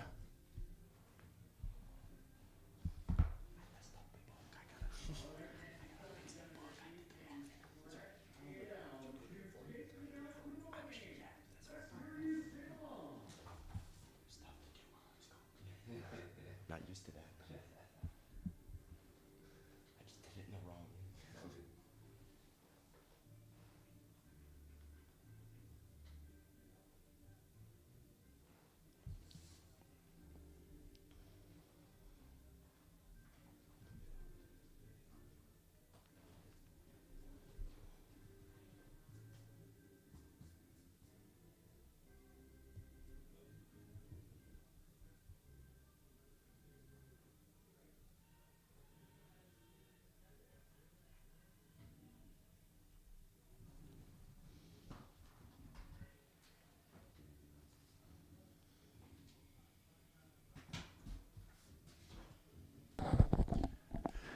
We head to the bottom half of the 7th inning. Your new score, Akron 4, Lipscomb 2. Due up for the Bisons will be 5, 6, and 7. Maxwell, Shields, and Bertolani. The Zips pushing across 2 runs in the top of the 7th inning. And so for the first time in the late innings of the weekend, the Bisons will have to fight back from behind. Jacob Crosher came on in relief last inning as the true freshman got a couple outs to get out of a jam, and he'll be back on the hill for the 7th. And here to tell you about it, Sam Phelan. Yeah, Croucher came in, got those last 2 outs, looking to keep it rolling here, but he's going to have to go against the very fearsome part of this Lipscomb order is that first pitch inside, looking in against Rudy Maxwell. Got some scores from area games that are going on today that will catch you up to date. Some of the teams in the Atlantic Sun Conference as we go through this inning. Tennessee Martin is beating Miami of Ohio 5-4 in the bottom of the 4th. As Maxwell swings through a fastball on the inner part of the plate, 1-1 now on the Lipscomb left fielder. Belmont's leading Toledo 3-0 in the top of the 7th, and Stetson trails Manhattan 3-2 in the top of the 7th inning. The 1-1 from Croucher outside, went with the slider, 2-1 now. A couple other ASUN games. Missouri State's beating Central Arkansas 12-2. That's the top of the 5th. Florida Gulf Coast has beaten Cincinnati 16-8. It's been an offensive weekend down there for those 2 clubs. Croucher's 2-1 to Maxwell is grounded over to third base. Nice play getting over to his left and delivering a strike to first. Nice play by Reinhardt for the Zips, throwing off of his back foot but delivering a bullet on the money to KV to get the first out. Yeah, Reinhardt's really made a couple of excellent defensive plays today. We've seen him make plays reaching to his left. We've seen him make plays coming in, and so really excellent day there for the senior third baseman Jerry Reinhardt, and he showed you, as you said, a strong arm coming off the back foot there to throw out Maxwell. Not an easy play moving to your right side, right off like the baseline there, and a ball that's not hit particularly hard with a lot of hop, but gets the job done as John Shields steps in for Lipscomb and takes ball one from Krauscher. Shields with a bunt hit earlier in the day, popped out. As the 1-0 is down and away, so 2-0. Shields getting ahead early, looking for a base runner to put the tying run at the plate for the Bisons. A couple other scores in ASUN teams. Jacksonville has beaten High Point 5-3, and Morehead State is beating Kennesaw State 12-5 in the top of the ninth. 2-0 is popped up again. This one straight back and out of play. Following Shields, it will be Bertolani, McMillan, and Ketchup due up should the Bisons be able to string together a rally. Presbyterian in North Florida in extra innings now. 10th inning tied 3-3, and Liberty has beaten Florida 5-3, so they take 2 out of 3 in that series this weekend. The Flames go down to Gainesville and win 2 out of 3 at ninth-ranked Florida, so a very strong start for the Flames as that one's fouled out of play. We mentioned earlier, Shields did not play in Friday's game, was 2 for 3 with a long monster home run out to right field on Saturday. Now a 2-2, taken outside, and Shields has worked a full count. No real activity in the Zips bullpen, so it looks like it's Jacob Krauscher's game right now for Akron as he tries to preserve this 4-2 lead in the bottom of the 7th inning. In line for the win right now in his first collegiate appearance as he delivers a 3-2 that's outside, and John Shields is aboard. Nice at bat there by Shields, and the tying run will come to the plate for Lipscomb in the form of Chaz Bertolani. Yeah, good at bat by Shields. It really looked like that Krauscher wanted to work away from him. He stayed on that outside edge and just missed a couple times outside. Shields yesterday hitting a long home run, as you mentioned, on an inside pitch. So we'll see how they elect to pitch Bertolani, who actually likes the ball away. He's a good off-field hitter. 0 for 2 on the day, hit into a double play and flew out to center. So looking for his first hit on the day, but is still 3 for 6 on the young season.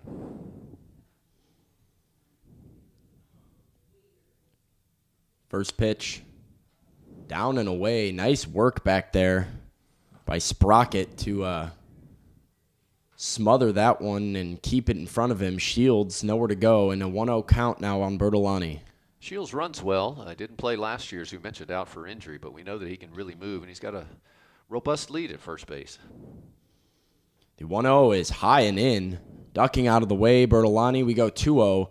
Not sure there's a ton of likelihood of a run situation right here. You're trailing 2.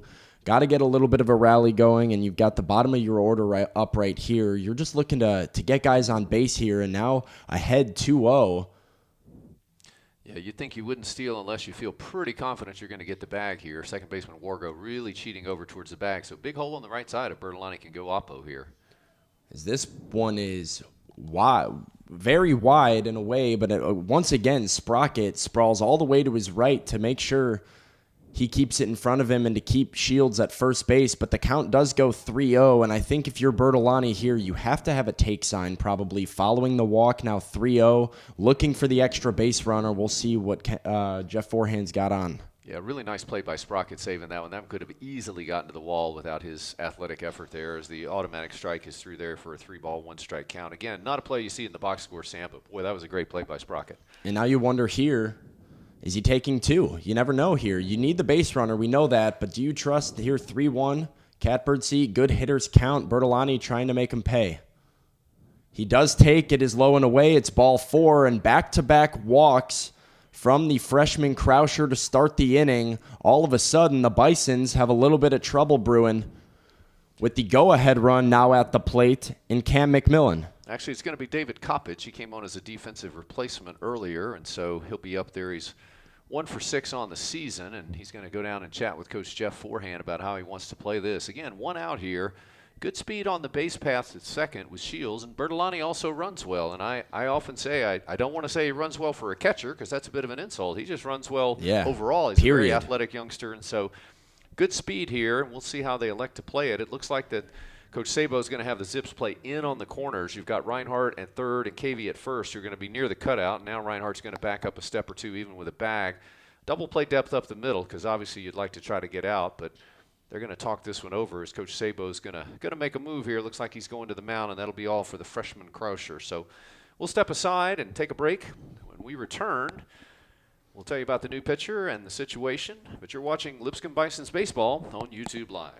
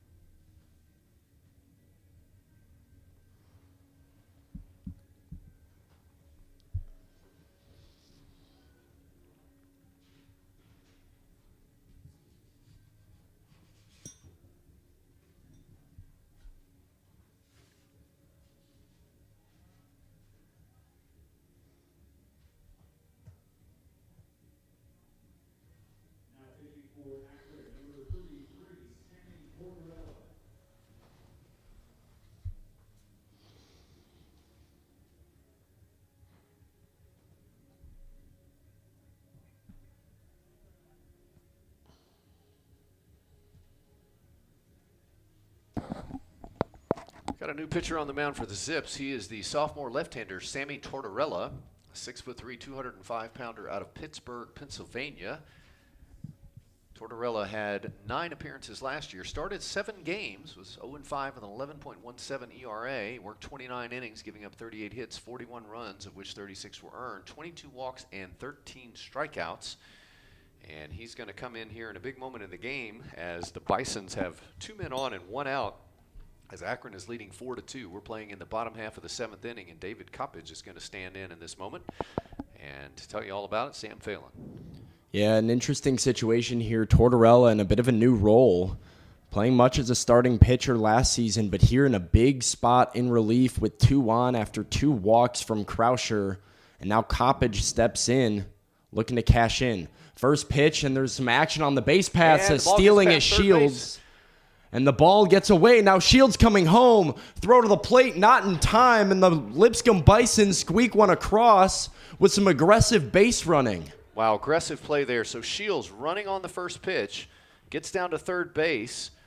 The throw from the catcher, Sprocket, was not a bad throw, but Reinhardt really caught off guard. A little bit late getting there. The ball kicked off and got past him. Didn't go too deep into left field, but again, Shields with good speed, hops up out of that pile and goes home to score, and that'll cut the lead to 4-3. And on the play, Bertolani is going to take second base. So credit a stolen base and a heads-up base running by John Shields. And now Coppage can tie the game with a swing of the bat.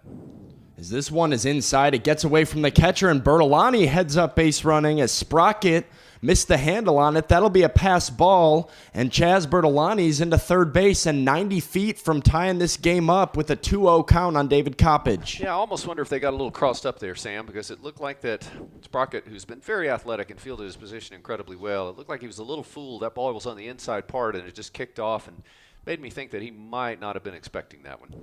The 2-0 swung through by Coppage, 2-1.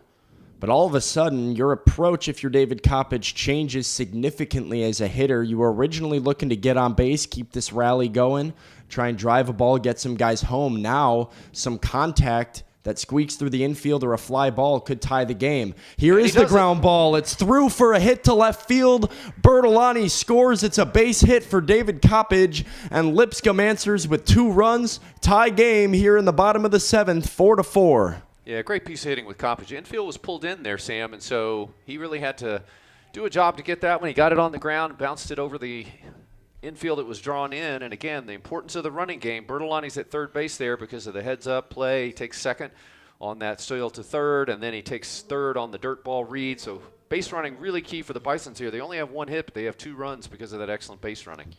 You never have to do too much in those situations, and just textbook job by David Coppage to get the bat on the ball, get it on the ground.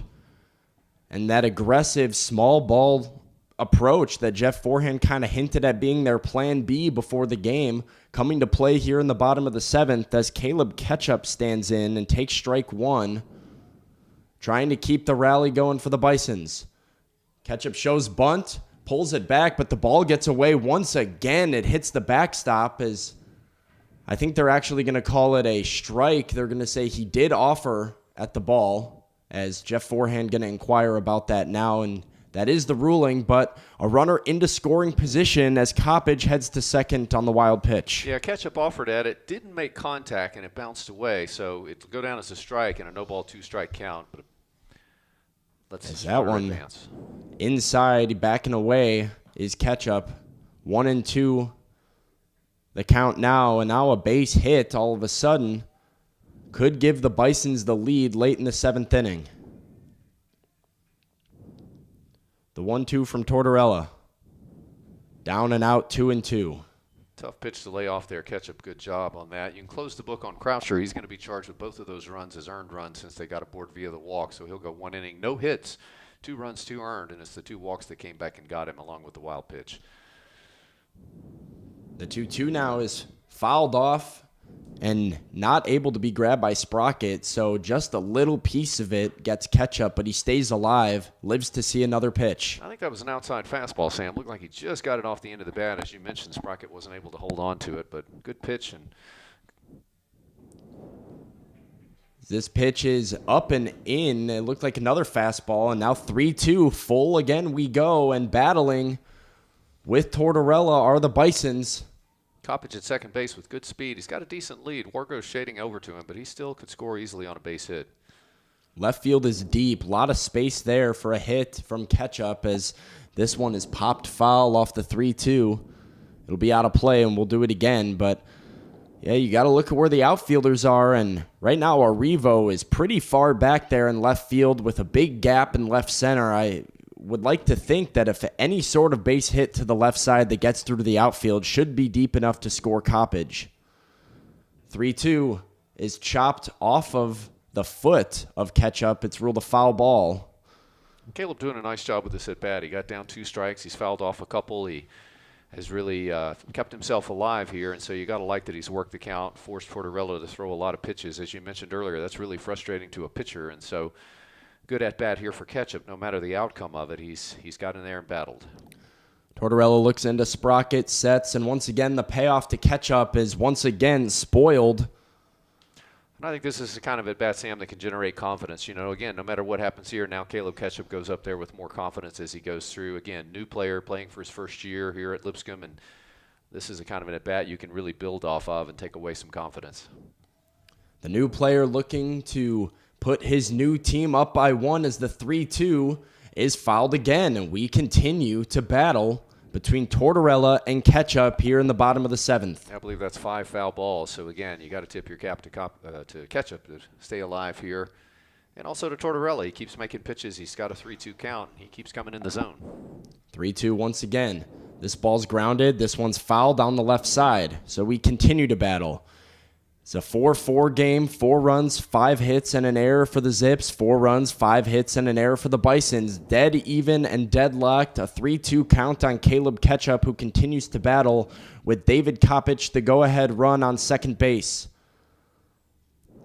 A look back at Coppage at second. Tortorella comes home with the 3-2. It's high and a walk for Ketchup, and an exceptional at-bat for the Bison shortstop results in a free pass and 90 feet. As they turn the order over now for Maddox Houghton. Yeah, again, that looks like just a simple walk in the box score, but you really got to like that if you're Coach Forehand and the staff, because Ketchup just battled, fouled off some touch pitches, did not give himself up.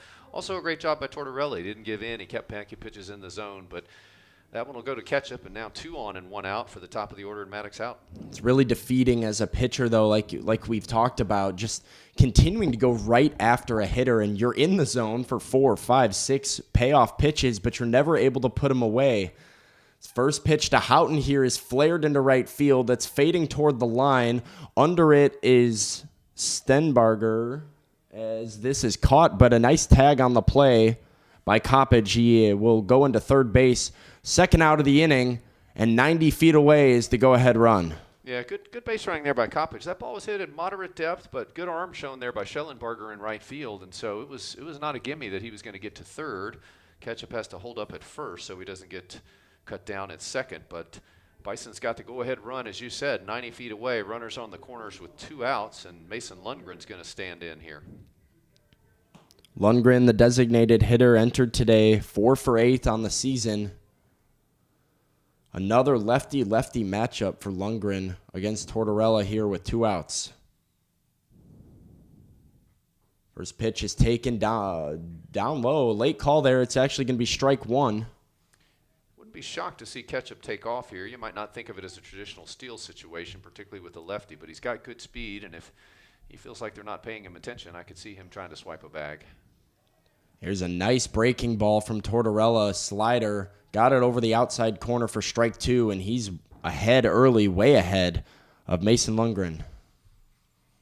And if you're going to run, possibly a pitch to run on, although if he goes fastball with, again, a left-handed hitter, you set it up. He's getting off the mound, coming home. It's the Bisons. He's safe. He stole home.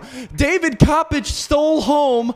Behind him, going all the way to third, is Caleb Ketchup, and an unbelievable gutsy call by Jeff Forehand. The Bisons steal the lead right under Akron's nose. 5-4, Lipscomb on top with the steal of home. Well, that is stolen under the nose is right, because Coppage just took off as Tortorella came set. He, of course, has to step off and then throws home, and the ball was bobbled. And so don't see that play very often. It was a delayed planned steal, but it works to the Bison's favor. 0-2 is fouled off another slider. I thought Coppage was coming off to sort of like induce a throw, try and cause a little bit of a rundown situation. Right. It looked like he got 45 feet down the line, looked up, nobody had looked at him, so he just sent it all the way home. Yeah, you often see that play in reverse with a runner from first breaking, trying to get in a throw, but in that time it was a runner from third, and as you said, he just kept coming and kept coming. And again, if Sprocket feels that cleanly, he's probably easily out because he's throwing from only 60 feet away, but it turns in the Bison's favor and puts them up 5-4, and it's a 1-2 count on Lundgren. And the ball beat him by a lot too, but that's just a panic mode for a pitcher to be able to deliver a good throw, and Lundgren fouling off another one. But you know, everybody's yelling, step off, come home with it. But to be able to actually have the nerve to step off, deliver a quick, clean, good throw home is tough. And yeah, the other thing is, as a left-handed pitcher, his back is to that base runner. Exactly. He's not seeing him as he would for a righty. So a lot of things had to work in their favor there, but the lefty can't see behind him, obviously. Settling back in is Tortorella, delivering a 1-2 to Lundgren now, and that is fielded over at third base by Reinhardt. Good throw, but not before a crooked number goes on the board, and the damage is done from Lipscomb. A little bit of base running and a little bit of magic stealing home, but 3 runs in the bottom of the 7th and a 5-4 lead as we head to the top of the 8th. You're watching Lipscomb Bisons Baseball on YouTube Live.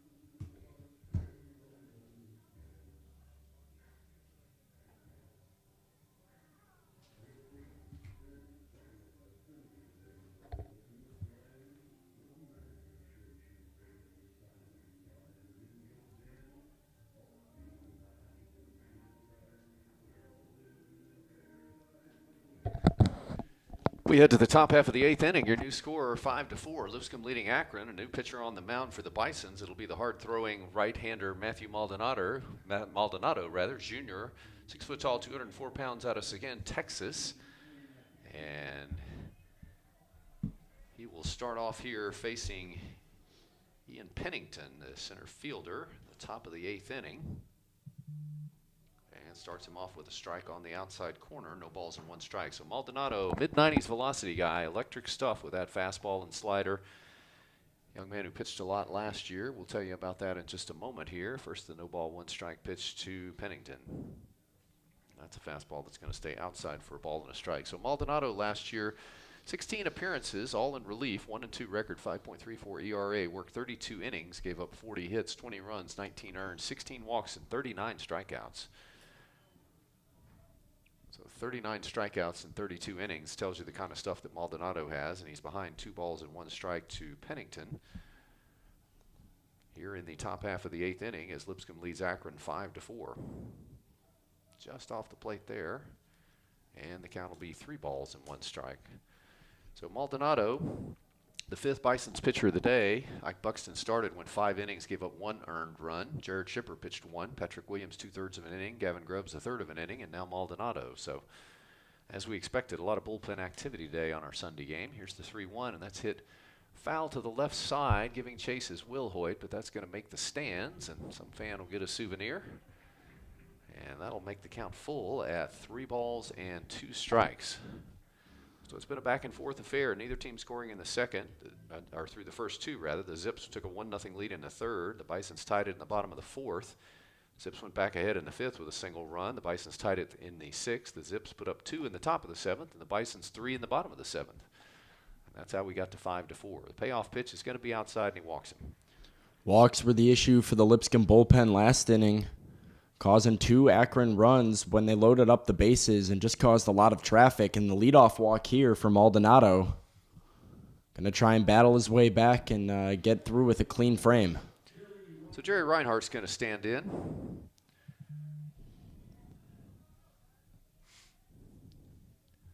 And he'll bat with nobody out and the tying run on first base in the place of Ian Pennington. And Maldonado's going to chase him back there. We'll see how Coach Sabo elects to play it here. Again, top of the 8th. So you're down to that point in the game where runs really matter. You see a lot of the running game come into play.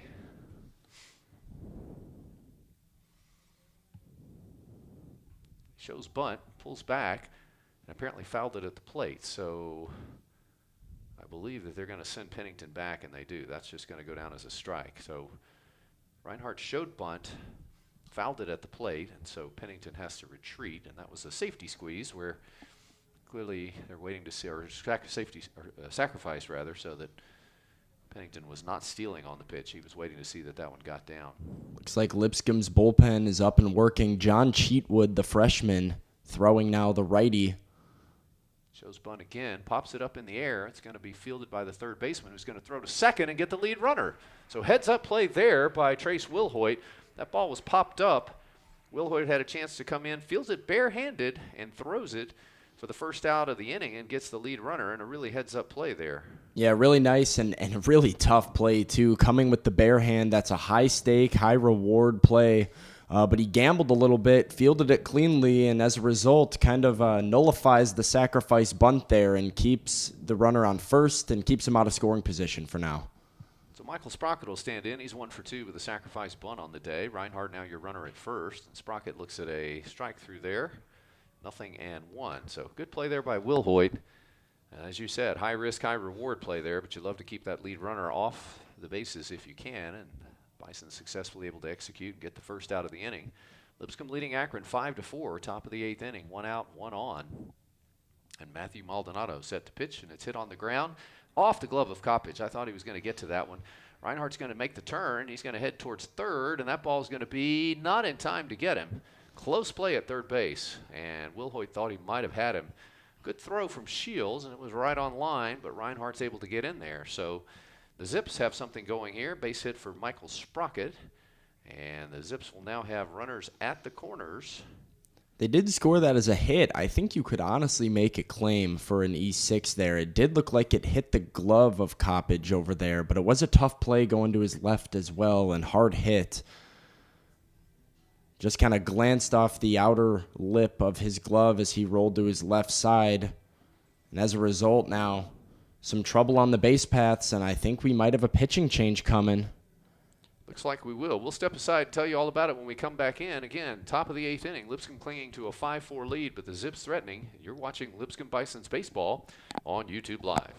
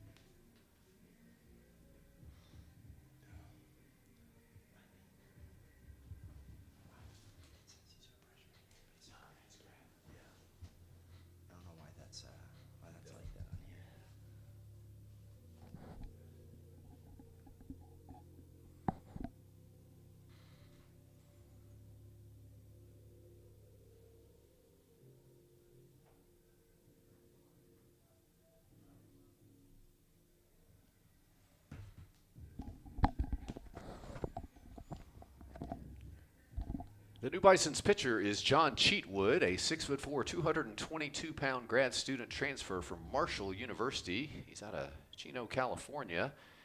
Played at Lincoln Trail College, where he had 67 strikeouts in 59 and a third innings and was an academic All-American as a 2020 season. He pitched in relief at Marshall, and now transferring and seeing his first Lipscomb action. So he comes in with a situation the Bison's clinging to a 5-4 lead. There's runners on first and third with one out, and batting is Brett and Cavey. Hunting for that ground ball here if you're Cheatwood coming in. You're one pitch away from getting out of this inning. You're one pitch away from giving up this lead. Big spot for the grad student.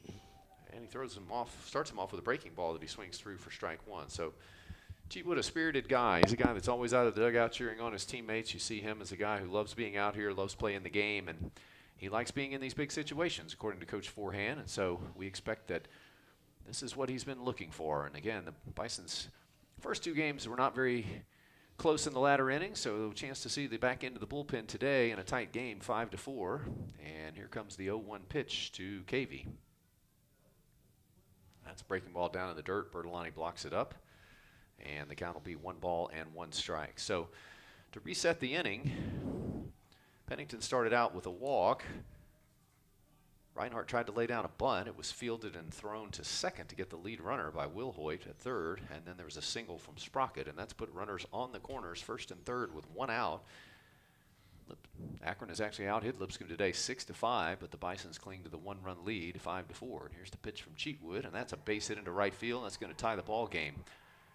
It's going to be fielded by Shields. Heading towards third is Sprocket, and he's going to get in there, and Braden Cavey has tied the ball game with an RBI single.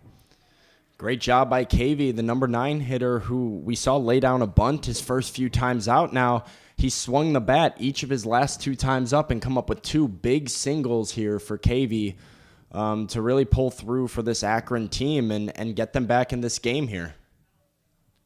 So 2 hits in the inning now and 1 run home, and runners are still at the corners with 1 out. We're back to the top of the order, and Tate Wargo. Wargo has struck out a couple times, grounded out, and flied out, so he's still looking for his first base hit on the day.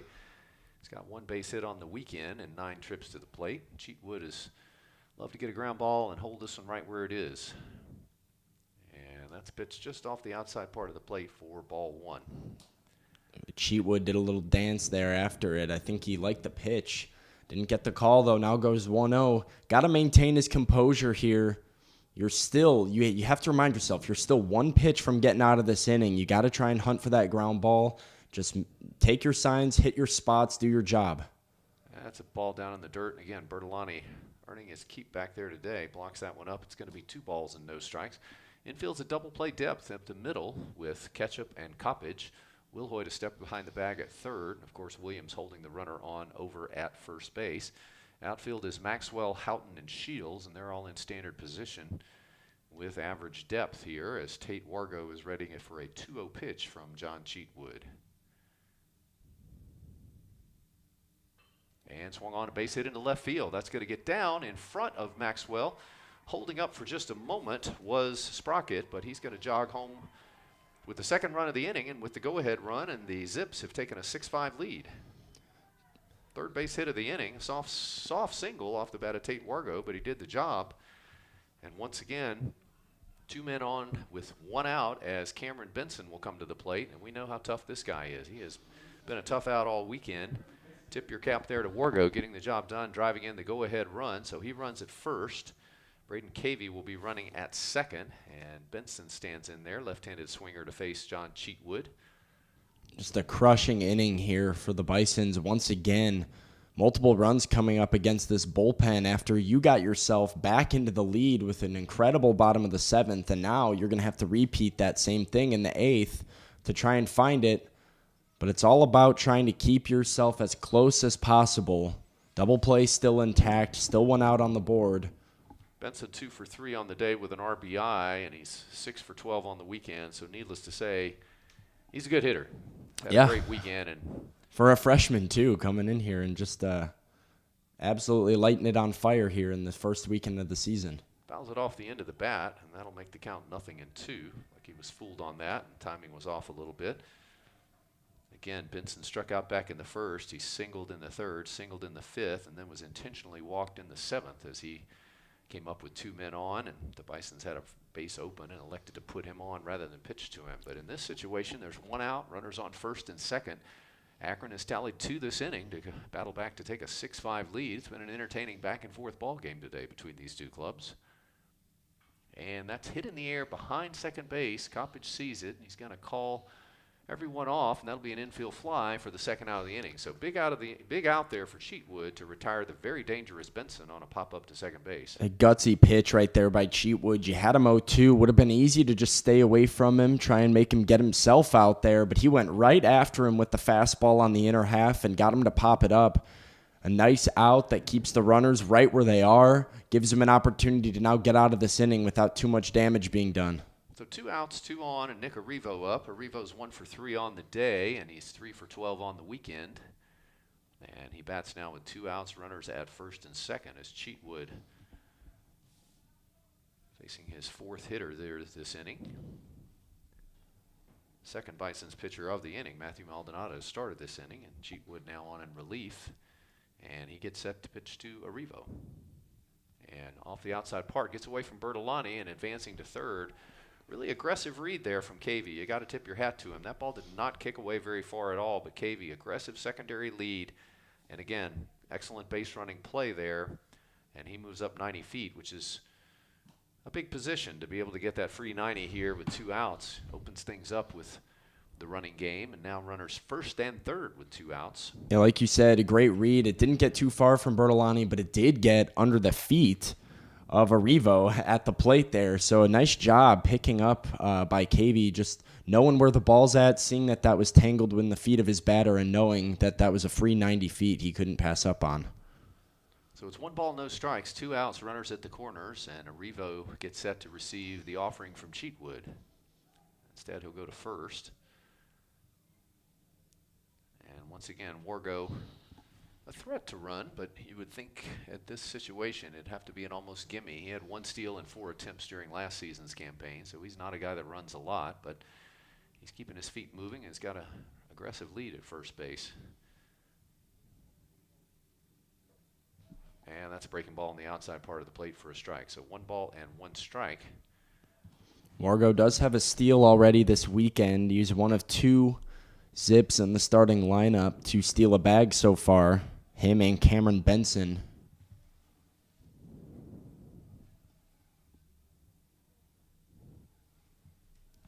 Here comes the 1-1. And he swings through a breaking ball there. Slider that fooled him, and he's got him on a 1-2 count now. Good pitch there from Cheatwood. He seems to have been most effective when he's able to throw that breaking ball and get it on the outside part of the plate.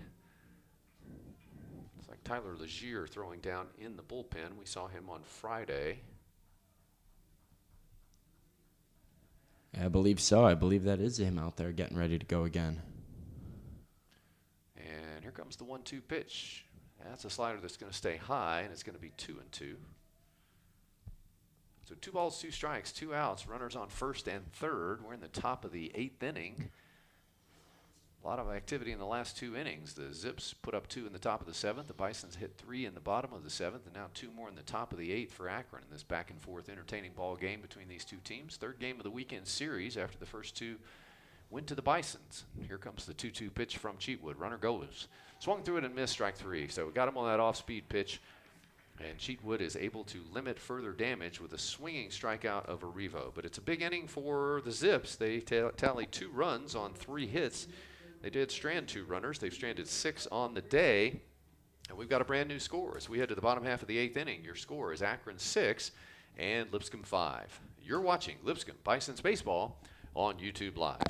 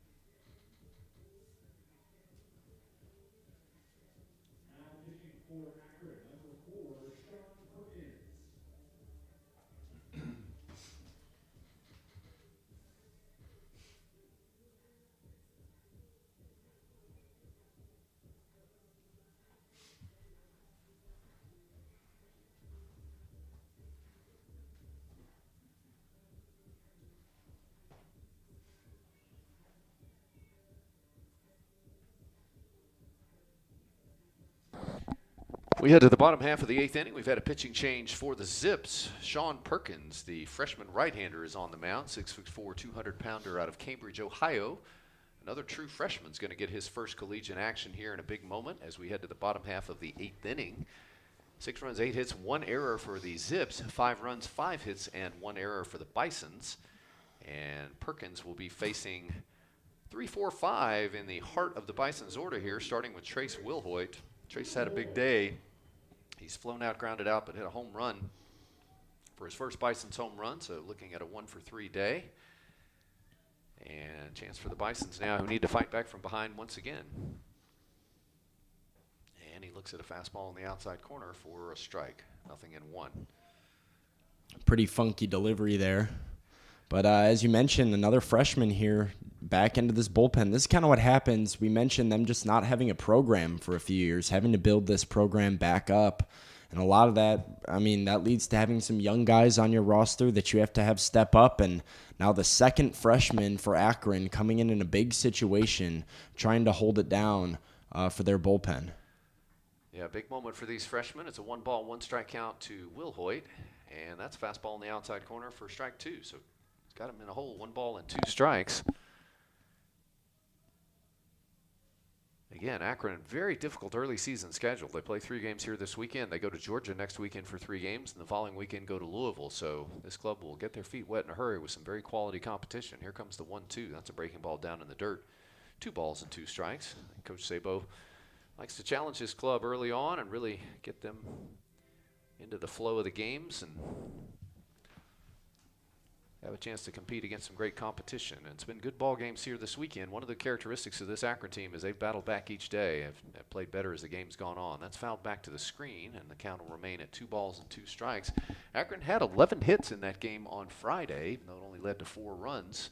And then they put up 11 hits in yesterday's game. They've got 8 hits here today. So Akron's a team that has swung the bat reasonably well. They've certainly run the bases well, as we saw in the last inning when they put up those 3 runs. And no surprise that Coach Sabo has a fundamentally sound team here that is going to put pressure on opponents as they go through the season. And here comes the 2-2 from Perkins. Outside corner, got him, strike 3. Nice pitch there. Like he pulled the string on him a little bit. He'll get his first strikeout. So Will Hoyt goes down on strikes, and that'll bring up Malik Williams. Will Hoyt gave a look back there at home plate umpire Jordan Farrell, but yeah, that one had all of the outside part of the plate there. That was a really nice pitch and a good situation by the freshman.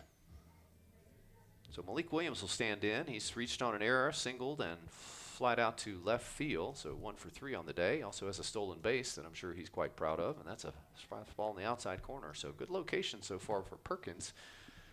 Perkins is the 4th hurler of the day for the Zips. Fett started, went 5 1/3, gave up 2 runs, 2 earned. Crosher went 1 inning. Tortorella 2/3 of an inning, and now Perkins on as the 4th arm of the day for the Zips. And that's going to be downstairs for a ball. 1 ball, 1 strike. No, Williams has to be looking up at that scoreboard. He's just down by 1 run. We know he is capable of tying this game all by himself. That one misses inside, almost hit him. 2 balls and 1 strike. I don't think Malik wants a free pass being hit by a pitch. He wants to swing the bat if he can. Rudy Maxwell waits on deck for the Bisons. They've got 5 hits on the day. They've been out hit 8-5. They put up 8 hits on Friday and 16 hits on Saturday's game. And here comes the pitch. He hammers a high fastball. It's going to be to third. Reinhardt clutches once and still gets him. So Reinhardt gloved that, clutched 1 time, but still a good strong throw. Reinhardt has really showed us a strong arm today, Sam, and he showed it off again there. Yeah, and Williams is probably a little bit frustrated with himself. He chased the pitch that was a little bit high, too high for him, and just chopped it on the ground. Not his best swing, and he was in a good spot. Has looked pretty good all day today, so he's a little frustrated. And Reinhardt, I mean, he has just been, sucking everything up over there. He's a vacuum at third base, making every play, and now 2 away. Rudy Maxwell will bat with 2 outs and the base is empty. And he swings and hits the first pitch in the air to center field. That's a lazy fly ball that Pennington's going to track down, and it's going to be a 1-2-3 inning for Sean Perkins for his first collegiate inning. So tip your cap to that young freshman for coming on and pitching well. Nothing doing for the Bisons here. We're going to head to the 9th inning in a 1-run ball game. Your score, Akron 6 and Lipscomb 5. You're watching Lipscomb Bisons Baseball on YouTube Live.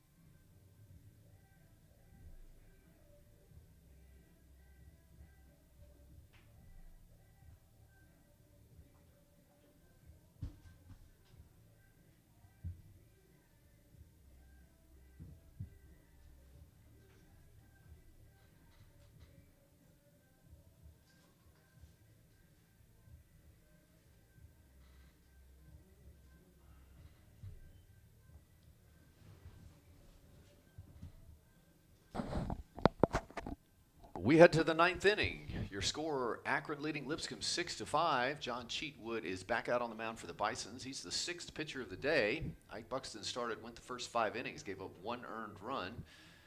Jared Schemper pitched an inning. Patrick Williams 2/3 of an inning. Gavin Grubbs 1/3 of an inning. Matthew Maldonado 1/3 of an inning. And now Cheatwood back out after coming in for 2/3 of an inning in the 8th. Did not allow a run, although he did surrender a couple of hits. He had 1 strikeout, and he'll face Brent Schellenbarger, the right fielder, to start things off for the Zips here in the ninth inning as they try to protect that 6-5 lead. And that's going to be a fastball that stays outside for ball one. Schellenberger grounded out in the second, flew out to left field. Nice play by Rudy Maxwell in the third. He flew out again in the sixth and then reached on a walk. And he swung through that off-speed pitch, 1 ball, 1 strike. Again, that's been Cheatwood's best pitch when he pulls the string on that breaking ball, and a lot of deception on that to get these hitters off balance. Really settled in there at the end of the last inning. Interested in seeing how he looks here with a clean frame now, working his own inning, trying to get into a little bit more of a rhythm. 2 balls, 1 strike. Bison defense is deep in the outfield, as you'd expect here in the late innings. Infield in standard position. It's a 2 ball, 1 strike count. Cheatwood against Schellenberger with Haas waiting on deck. And that's a fastball that's going to miss off the plate. That's going to be 3 balls and 1 strike. So I'm sure that's one thing that Coach Myers would like back on the day. Bison hurlers walked a total of 6 free passes, a couple wild pitches. And that has cost them in these innings where they've given up some runs. That's after going 9 innings with no walks on Friday. So 3 ball, 1 strike count here to Schellenberger. And he fouls that one off to the left side. It's going to get out of play into the Bison's bullpen. Yeah, like you said, walking some guys late in this game, just kind of coming back to bite the Bisons. Akron's done a great job of playing that small ball, playing smart, moving the runners over whenever they have traffic. And the Lipscomb bullpen in particular has struggled with the free pass so far here today, and just it's come back to haunt them with a lot of runs, 4 runs over the last 2 innings so far. And there's another walk. 3-2 pitch is going to stay outside, and so Schellenberger is aboard to lead off the top of the 9th, and that'll bring up Jackson Haas, designated hitter. He's had a bit of a tough day. He's 0 for 3 on the day, but again, had a terrific weekend, 4 for 10 overall. I'm sure a lot of these kids would take a 4 for 10 weekend if you offered it to them. Every weekend, I think. So runner on at first, nobody out, top of the 9th. Akron leading 6-5, and Cheatwood gets set and delivers over the outside corner a fastball for a strike. Catch up on some other scores. Middle Tennessee and UNC Wilming are tied 3-3, or tied 1-1 in the top of the 3rd. UT Martin is leading Miami, Ohio 8-6 in the bottom of the 6th. Belmont has beaten Toledo 3-0. And Stetson leads Manhattan 6-3 in the top of the 9th. And that's swung on and fouled back out of play. And the count will be 0-2 on Jackson Haas. Some other scores involving ASUN teams. Missouri State's having a big day on Central Arkansas. They're up 18-2 in the 7th inning. Florida Gulf Coast defeated Cincinnati 16-8. Jacksonville has beaten High Point 5-3. Morehead State beating Kennesaw State 17-5. So a lot of runs being scored around college baseball today. And we await the 0-2 pitch from Cheatwood to Haas, and he gets him on that breaking ball. Strike 3. Nice job to bounce back. Easy enough. Good morning, good afternoon, good night from Cheatwood, putting one away. Second strikeout for Cheatwood, and that'll bring up Ian Pennington, the center fielder. Pennington's walked a couple times, grounded out and flied out as he got the start today. In center field, he's done a good job out there defensively. Been a lot of fly ball outs that the Bison's tapped into play. Still looking. Swing, did he go? And they're going to say no, he did not. Third base umpire David Mayberry said he was able to lay off that breaking pitch. I don't think the Bison's dugout was enamored with that call, but nonetheless it will be ball 1. Pennington still looking for that first collegiate hit.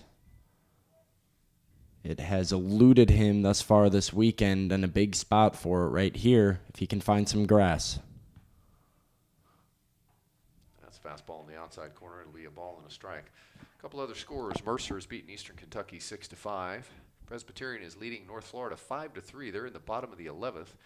We mentioned earlier that Liberty has beaten Florida 5-3, so the Flames go down and take 2 out of 3 from the Gators in Gainesville this weekend.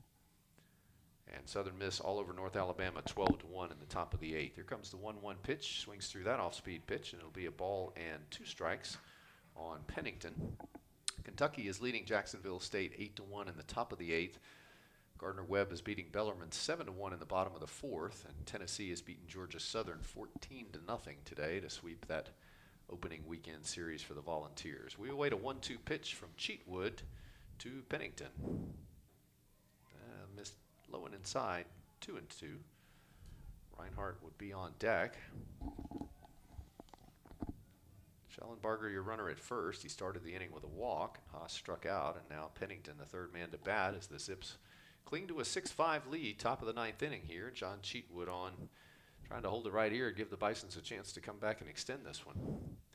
Here comes the 2-2 pitch. Swung on and just tapped foul at the plate. Good job to fight that off. Pennington might be looking for that first hit, but he's got a good-looking left-handed swing there, Sam. Good-looking athlete, nice swing. Has shown some good bat discipline. I think it's a matter of time you'll see this guy taking off and having a good career as a college hitter. Well, any freshman that's slotted in that number 6 spot and playing center field for their first weekend of college baseball probably has a pretty bright future ahead of them. And like you said, he certainly looks the part despite not having maybe the results so far to start the season. And he's got his first base hit right there. He turns and hits that one into right field.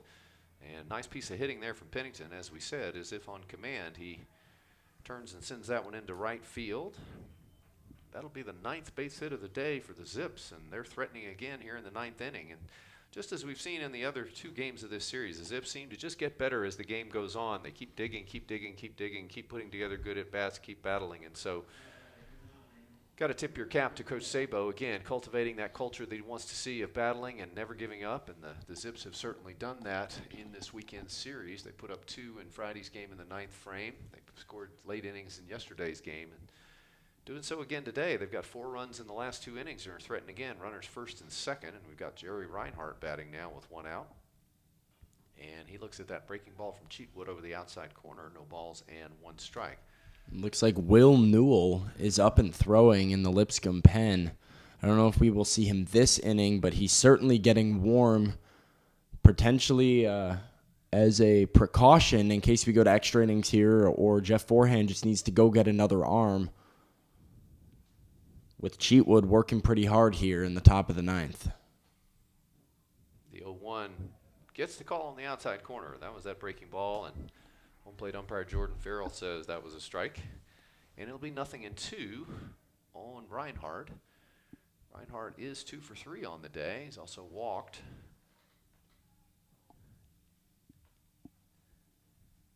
Or correction, he's 0 for 3 on the day, but scored 2 runs. He's been on base via the bunt and a walk.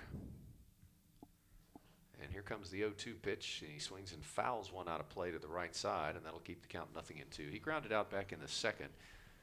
Was a sacrifice bunt in the 4th, and reached on a couple of walks, also hit a fielder's choice. So 0 for 3 on the day, 3 for 13 on the weekend is Jerry Reinhardt, the third baseman. Done a terrific job defensively. We've mentioned a number of the outstanding plays that he's made over there at the hot corner. Saved his team some runs today with some strong plays over there. So good weekend for Reinhardt. And he awaits the 0-2 pitch from John Cheatwood. And that's going to be a soft liner into left field. That's going to get down. They're going to wave Schellenbarger around. Here comes the throw from Maxwell to the plate, and he is out of there. What an incredible throw by Rudy Maxwell out there, and the stakes could not have been bigger. I was about to say how big of an at-bat this was for Lipscomb, just trying to keep yourself in this ball game. And Rudy Maxwell off a soft hit line drive, too. That is not an easy task. And most of the time, if you're seeing an outfield assist at the plate, it's off of a hard hit line drive. But Maxwell was coming in hard, and he delivered a strike back to home. Yeah, excellent throw. Maxwell with a strong arm. He's also a catcher, as we've mentioned. And so, as you said, that one was hit softly. He never hesitated. And for a guy that probably hasn't played a lot of outfield, really good play. Threw it on the line. Bertolani got it and applied the tag. And Schellenbarger was cut down at the plate for the 2nd out of the inning. So Sprocket will bat now with 2 on and 2 out. Reinhardt, your runner at first. Pennington, the runner at second. And he does run well. And Sprocket will bat with 2 outs. And that one's off the plate for ball 1. Bisons have done an awesome job this weekend at taking advantage of runners on base, runners in scoring position, not leaving too many guys stranded, and that's kind of been something that's haunted Akron just looking at yesterday's box score, 4 runs but 11 hits for the Zips and 14 left on base. And they're out hitting Lipscomb 10-5 so far today, and only a 1-run lead to show for it. So a good job by the Bisons to manage to hang around here. And if Cheatwood can escape this 9th inning jam, they're looking at an opportunity to potentially send this thing to extras or walk it off at home. Yeah, you mentioned the Zips stranded 10 on Friday, 14 in yesterday's game, so they just haven't been able to get that timely hit, but they've had a lot of base runners out there, and once again in today's game they have. It's a 1-ball, no strike count on Michael Sprocket. Sprocket is 2 for 3 on the day and has scored 3 runs, so he has an excellent day at the plate. He's got 2 aboard and 2 outs, and he turns and takes that one for a strike as he was fooled on that breaking pitch from Cheatwood. Cheatwood up to 34 pitches now. He's worked 1 full inning. He's given up 4 hits, no runs, walked 1 and struck out 2.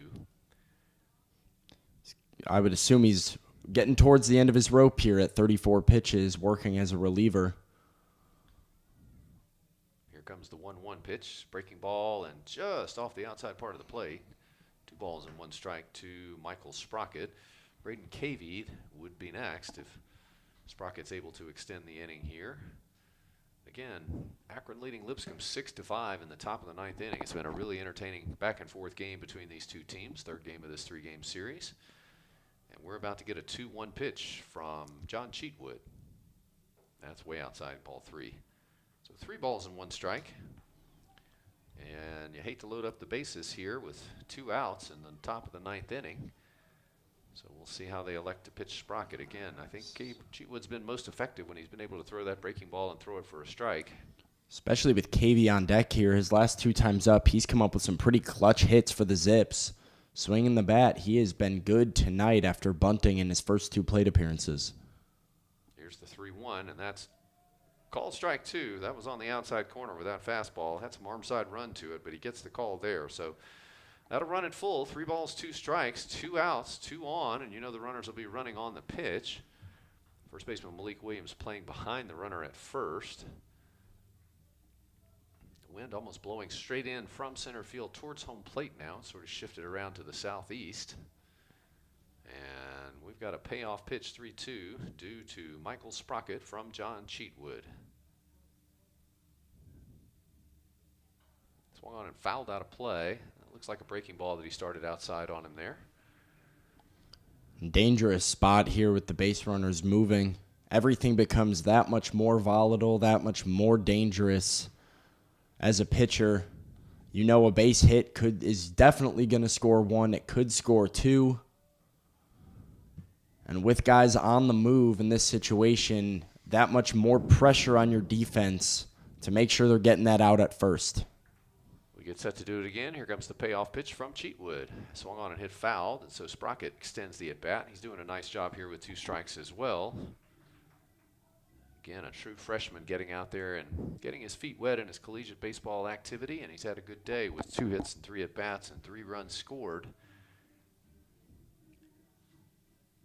Makes him 2 for 5 on the season. And he's doing the catching today. And he's going to do it all again. 3 balls, 2 strikes, 2 outs, 2 runners on at first and second here in the top of the 9th inning. John Cheatwood holds the ball for the Bisons, and he gets ready to pitch to Sprocket. Got him, strike 3. Big pitch there on the outside part of the plate. He's fired up. Cheatwood gets his 2nd strikeout of the inning, and they'll strand 2 more runners. That's 8 runners stranded on the day for the Zips. And we head to the bottom half of the 9th inning. Last chance for the Bisons. They're trailing 6-5, and we'll be back to tell you all about it after this short break. You're watching Lipscomb Bisons Baseball on YouTube Live.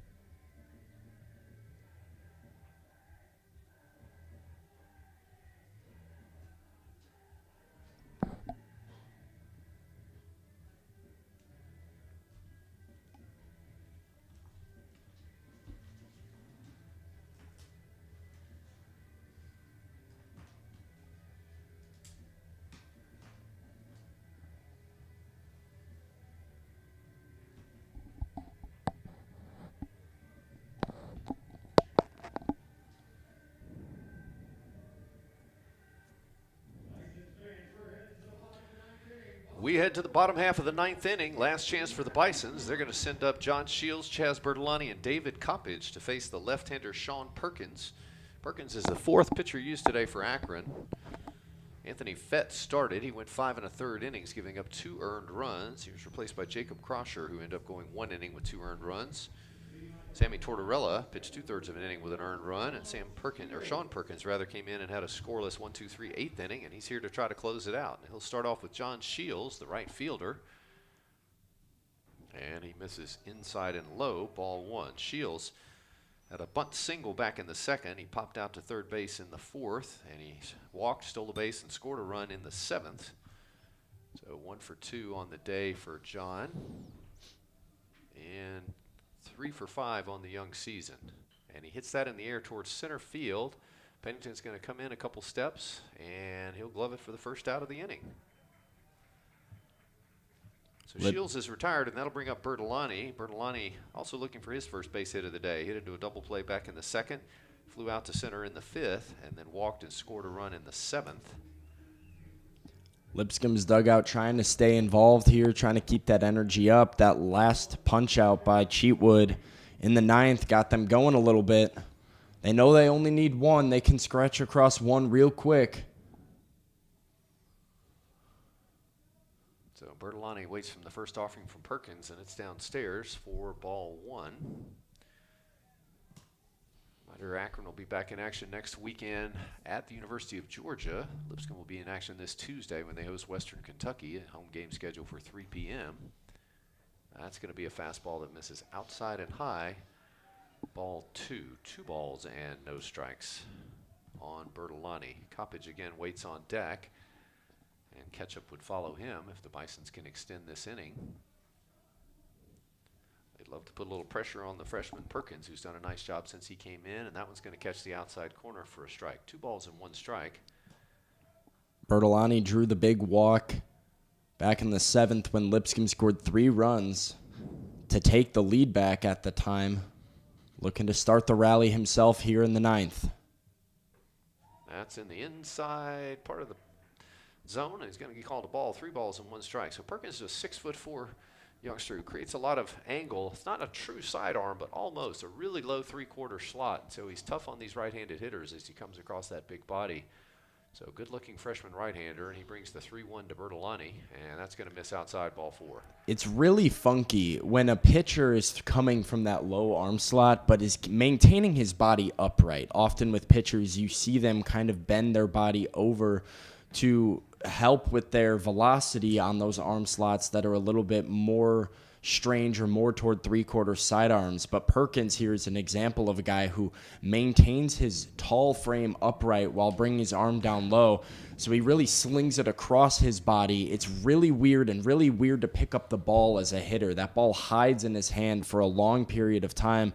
By the time you pick up the spin on it, it's already on top of you when he's dialed in. So if he can find the strike zone, as we've seen so far today, he's a really tough guy to jump on. David Coppage is going to stand in. We got a pinch runner at first base. Tiger Borum goes over to run for Bertolani. So good speed on the base paths at first, and Coppage up for his second at-bat of the day. He singled and scored a run back in the seventh. Shows bunt and pulls back. Again, 1 out here. So we'll see how the Bisons elect to play it. He was showing bunt there, and that might be a bunt for hit at that point. However, the third baseman Reinhardt is going to start even with a bag and probably creep a couple steps in. The infield's obviously a double play depth up the middle. And the outfield's very deep, particularly in left field. The left fielder, Arrivo, and he's showing bunt again. He pulls off and takes a strike. 1 ball and 1 strike. So again, 1 out, 1 ball, 1 strike count. Runner at first is Borum. Borum a threat to steal. Last year as a freshman, he stole 12 out of 16 bases. An interesting call here by Jeff Forehand. So far, with Coppage showing bunt both pitches, trying maybe just playing for that tie, trying to get it to extras. On and hit deep down the left field line. That's going to go foul. So he was not bunting there, and he got all of that when he sat on that fastball, hit it way foul but out. And it's going to be a ball and 2 strikes now on David Coppage. I might have spoke a little too soon there. As soon as I said he was bunting, he reared back and launched one. I think everybody in the building kind of had their heart stop for a moment. Coppage, a redshirt freshman, transfer from the University of Virginia. He's out of Chesterfield, Virginia. He's 2 for 7 on the season. And the throw will go to first as they want to make sure that Borum's not running with 2 strikes. Often a chance to run on a breaking pitch or off-speed pitch there. And the Zips wanted to make sure that they cut down that lead a little bit. Sometimes that throw over there is not even to try to get him out, but just to make him hesitate a little bit, maybe get back on his heels and be a little less aggressive. It's a fraction of a second difference often. But here's a 1-ball, 2-strike pitch due to Coppage not going. Swung on and tapped foul. That was a slider on the inside part. He did a good job just kind of fouling that off his fists and staying alive. And the count will remain a ball and 2 strikes. I'm not sure we're going to see Borum go, but I like what you said about aggression because right now he knows the situation. Jeff Forehand knows the situation. He's the tying run out there, and if he can get to second base on a loose ball, he's going to take advantage. And we know his speed is dangerous enough to get there. So, yeah, definitely want to keep him close and keep him on his heels. They're throwing over there again. Probably not the A move that time from Perkins, but he's just keeping him honest. We got a 1-ball, 2-strike count. We're playing in the bottom of the 9th inning. Akron is leading Lipscomb 6-5 after the Bisons took the first 2 games of the series. The Zips trying to salvage the rubber game here. And Borum fakes and doesn't go, and fastball is outside. And that'll even the count at 2 balls and 2 strikes. Caleb Ketchup waits on deck. And then the top of the order in Maddox Houghton if they're able to extend the inning. But we'll see how they elect to work to Coppage here. Again, they've been using off-speed stuff. When they came inside with that fastball, he did hammer it foul a minute ago. Freshman Sean Perkins out there. He's done an excellent job since he's come on. He's recorded 4 straight outs before he gave up the walk, and he may be getting a warning here on the pitch count, or pitch clock rather. We mentioned that with runners on base, there's a 20-second pitch clock. It's kept by the third base umpires over in the middle of the field. There is one warning, and I think that may have been what just happened there, as there was a little bit of a pause. Here comes the 2-2 pitch. Swung on and hit in the air to the left side. It's in foul territory. I think it's going to make the bullpen, and it does. The left fielder, Arrivo, was over there. That one really hung up in the air for quite a long time. Keep an eye on Tate Wargo, the second baseman here. He's playing almost like Coppage is just a true pull hitter. They're obviously in double play depth, but he is heavily leaning towards right up the middle, leaving a big gap through the right side of the infield. With 2 strikes here, if Coppage can just shorten up and flick something the other way, he's got a lot of green grass to work with to his right side. 2 balls, 2 strikes, 1 out. Borum running at first. He's running, and it's swung on and tapped towards third base. Reinhardt's got to bobble this one. It's going to go off his glove. Borum's going to have to hold up at second, and Coppage is going to be aboard, and they're going to give him an error on that play. That was the short hop we were talking about earlier that Reinhardt had done such a good job of preventing by going to get the big hop. At that time, he wasn't quick enough to the baseball. And I think the steal from Borum and knowing that guy was moving put a little bit of pressure on, knowing you had to go to first, you had to make the big play on it. And right there, Reinhardt got a little sped up, bobbled the ball, and as a result, Lipscomb 2 runners on and the winning run on first base. Yeah, pitching coach Connor Fay going out to the mound for a chat just to settle his defense down. But you're exactly right. Borum was running on the play like a straight steal, and Coppage tapped that one down. Tough hop in between hops, but we've seen Reinhardt make that play today. But I think he did get sped up a little bit knowing that Borum was on the move. Coppage runs well, but it came off the glove, and he really had no shot at that point. And so the Bisons now have 2 runners on, the tying run at second, the winning run at first. There's 1 out. Caleb Ketchup is due up, and he's had a solid day as well. Yeah, as you said there, just a little sped up. As a third baseman in that situation, it's a little bit easier sometimes to play that backhanded ball or that high chopper because you know you can go the short way. Being able to go to second base, you're cutting 30 feet off the distance that you're throwing the baseball. But when you know Borum has the speed he does and he's moving, you feel like you have to go attack the baseball because you have to make that cross-field throw there. He tried to attack it, but as a result, played a short hop and bobbled it. So Ketchup awaits the first offering, and it's going to be just off the plate, ball 1. Ketchup 0 for 2 with a walk on the day, but 4 for 8 on the young season. He's drawn 3 walks, so he knows the strike zone really well. Freshman Sean Perkins in a big spot here as the Bisons have Tiger Borum running at second, David Coppage running at first. First baseman Cavey is playing in front of Coppage here, trying to take away any kind of bunt situation. That's way outside in the outside batter's box, so 2 balls and no strikes. And you might think that Ketchup might take a pitch here, Sam, just to force him to get back in the zone. Yeah, it's a big situational moment here. You can feel that this energy is starting to go Lipscomb's way after the big error. Keep in mind you have a freshman on the mound. He's missed his last few spots here. I would take here, make him come get you, make him get you out. And if he's going to give you a base, you'll take that. Swung on and fouled straight back. He was swinging away there. Took a big hack at it, fouled it back, so it's 2 balls and 1 strike. That was a fastball over the heart of the plate. Biggest thing here is going to be trying to stay out of the double play. You obviously want the hit. You want to tie the game. You want to try and win the game here. But you want to make sure you're at least going to get Maddox Houghton to the plate if you can to do one of those 2 things. So keep seeing pitches. Have a good at-bat. Here's a 2-ball, 1-strike pitch, and he checks his swing. Did he go? And first base umpire Stephen Hagan says no. That was a fastball that stayed inside and high. So good location. Didn't get the call. And again, Ketchup with good plate discipline. We mentioned that he's walked once today.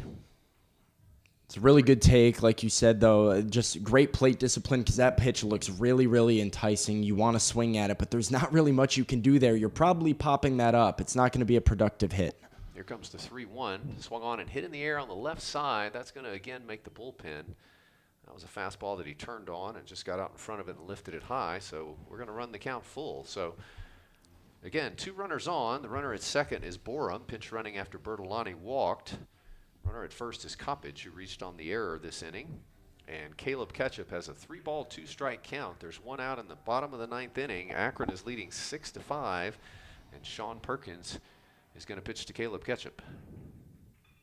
Swung on and hit in the air to the right-hand side. Right field, Schellenbarger is going to go over. Borum is going to tag.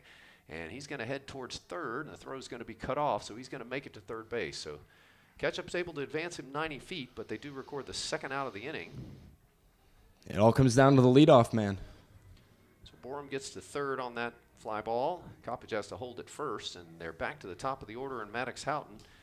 Maddox is due. He's 0 for 4 on the day. He's flied out to left field twice, to right field once, and he's struck out. They're going to have to come right after him, too. You do not want to move the winning run into scoring position. So as much as you might fear Maddox Houghton, you're going to have to go right after him and try and make sure that that you beat him. Big moment for the freshman Sean Perkins. First and third, 2 outs. Houghton batting. And he swings and hits this toward the gap in right center field. Pennington's going over, and he's going to glove it for the final out. Perkins is fired up. The freshman coming through in a big moment for the Zips. And Houghton, for maybe the 3rd time today, just hitting the ball right on the nose that found its way into a glove in the outfield. A tough break for the Bison center fielder.